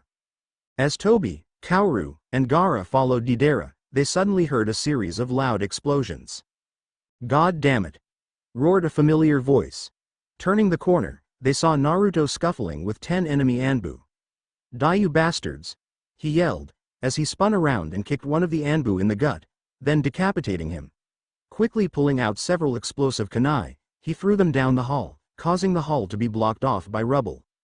"Naruto!" Kaoru yelled. Naruto turned around, while one of the Anbu took the chance to rush in and swing down on Naruto's arm. "Goo!" Naruto choked out. Grabbing onto the blade, he let one of his chakra fangs slide from his sleeve. The Anbu, struggling to pull the sword from Naruto's shoulder, suddenly saw a glint of red before being stabbed through the heart. Shoving him off, Naruto quickly looked around to see that the other enemies had been demolished. Turning around, he saw a smirking Gaara and a worried Deidara. "Naruto. What happened? Why aren't you with Leader?" Deidara asked. "Leader told me to get you guys and run," Naruto explained. "I don't know what happened." "Naruto!" Itachi yelled as he ran down another hall. "Itachi-ni-san. What happened? Leader and Sasori are dead," Itachi said as he stopped next to Naruto. Standing next to him was a bleeding Kisame. "You have to go on ahead while we hold them back." "What?" Naruto and Deidara shouted. "I won't leave you behind, Itachi-ni-san," Naruto growled. Kisame grinned, but winced again. "We'll take care of the shinobi, brat. Just follow Deidara into the secret passage." Only Itachi-san, Deidara, and Yoshi-san ever knew of it. The sound of a door slamming open greeted their ears as another large group of shinobi entered the hallway. "Quickly, go!" Kisame roared, pushing Naruto away while grabbing his trusty sword. Turning to Itachi, he smiled sadly. "If we're to go down, let's go down in style, shall we, Itachi-san?" Itachi smirked. "Yes, let's." The two Akatsuki members charged in fearlessly into the group of shinobi, cutting them down left and right. "I only hope Naruto will get out in time," Itachi thought. Quickly. Deidara urged them. Leading them to a large room, Deidara walked across the room and pressed a part of the wall. Activating the switch, a loud rumble was heard and the entire wall in front of them disappeared in front of their very eyes. Throwing one of his clay birds onto the center of the room, where it grew in size to that of a wagon, he turned to the others. "Let's get on the bird and get the hell out of here, yeah." Before Naruto jumped onto the bird, He looked sadly behind him. Taking one final look, he nodded to Deidara and jumped on. "Let's go." "Yeah," Deidara shouted. The large bird took off, and soon they were several hundred feet into the air. "They look like ants down there, don't they?" Naruto commented. "Yeah." Suddenly Deidara's eyes bugged out. "Holy shit, trebuchets." Turning hard, a large stone flew past their previous position. Under them, they could see dozens of trebuchets lined up to fire at them. "Kami-sama, help us," Kaoru pleaded. As if to mock them, all the enemy trebuchets opened fire on them. "Hold on," Deidara yelled as he began evading the huge pieces of stone, often veering left and right at hard angles. When Deidara had dodged the seemingly last rock, another rock suddenly appeared from nowhere and slammed into the bird. "Oh shit, there was one right behind the one we dodged," Deidara yelled. "We're losing altitude. I'll try to land us as far away as possible." With years of piloting experience under his belt, Deidara dropped the bird down safely at the border between the leaf and the waterfall. "I guess this is the end of Akatsuki," Deidara muttered. "We should split up," Naruto said suddenly. A groan was heard, and everyone turned their heads to see Masaki gaining consciousness. "What happened? Why are we in a forest?" Deidara looked downcast. "We were attacked, and we barely escaped. I don't know what happened to Itachi-san or Kisame-san. Sasori-san and Yoshi-san were killed." Masaki gasped. No. That can't be," she whispered. Naruto continued where he left off. "As I was saying, we need to split up. We'll be harder to track that way." Toby nodded. "We should head off in pairs though, there are 6 of us so." "No," Naruto interrupted. "I need to do something on my own." "I'll be with Kaoru," Masaki mumbled, still shocked from the news of her father's death. "I'll train her to the best of my ability." "I'll be with Gaara and Toby then," Deidara said. "If you ever need something, give me a call, yeah?" Naruto nodded slowly. "This is goodbye, for now. I hope we will meet again in the near future." Naruto bowed, and disappeared in a pillar of flames. The others stared sadly at the spot where Naruto had been. "This is goodbye. Come." Deidara motioned to Toby and Gaara. "Where to?" Gaara asked emotionlessly. "Mist Country. We'll raise some money first, and think of what to do later, yeah?" Deidara answered. He turned to Kaoru and Masaki. "Take care of yourselves, yeah?"